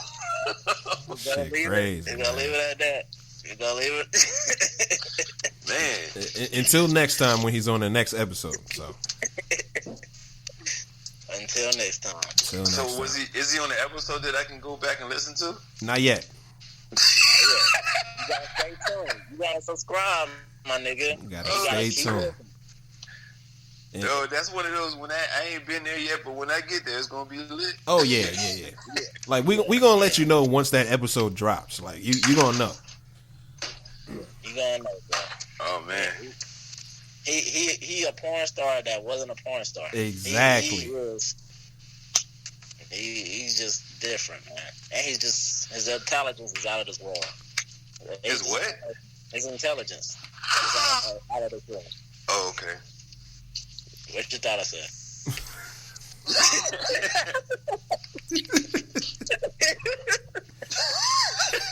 He said, all right. So what you thought I said? Whatever, man. Yeah. Let's wrap this joint. There's a lot of bullshit that's going on at the end, man. Let's just wrap this joint up. It's been wonderful, man, having our guest CJ on. Learned a lot of stuff. He enlightened us on, a lot of things as far as the military, the army, men and women, clothing brands, and society. You know what I'm saying? And I just want to thank you for joining us. Thank you for having me, man. It's been a blast. I kind of got a lot from you guys. Well, I did get a lot from you guys as far as the flow of, putting a podcast together. I was kind of just unsure about how I should, put it together. But, you guys made it simple. Not simple in minuscule simple, but simple as in just be who you are, let it ride. Mm-hmm.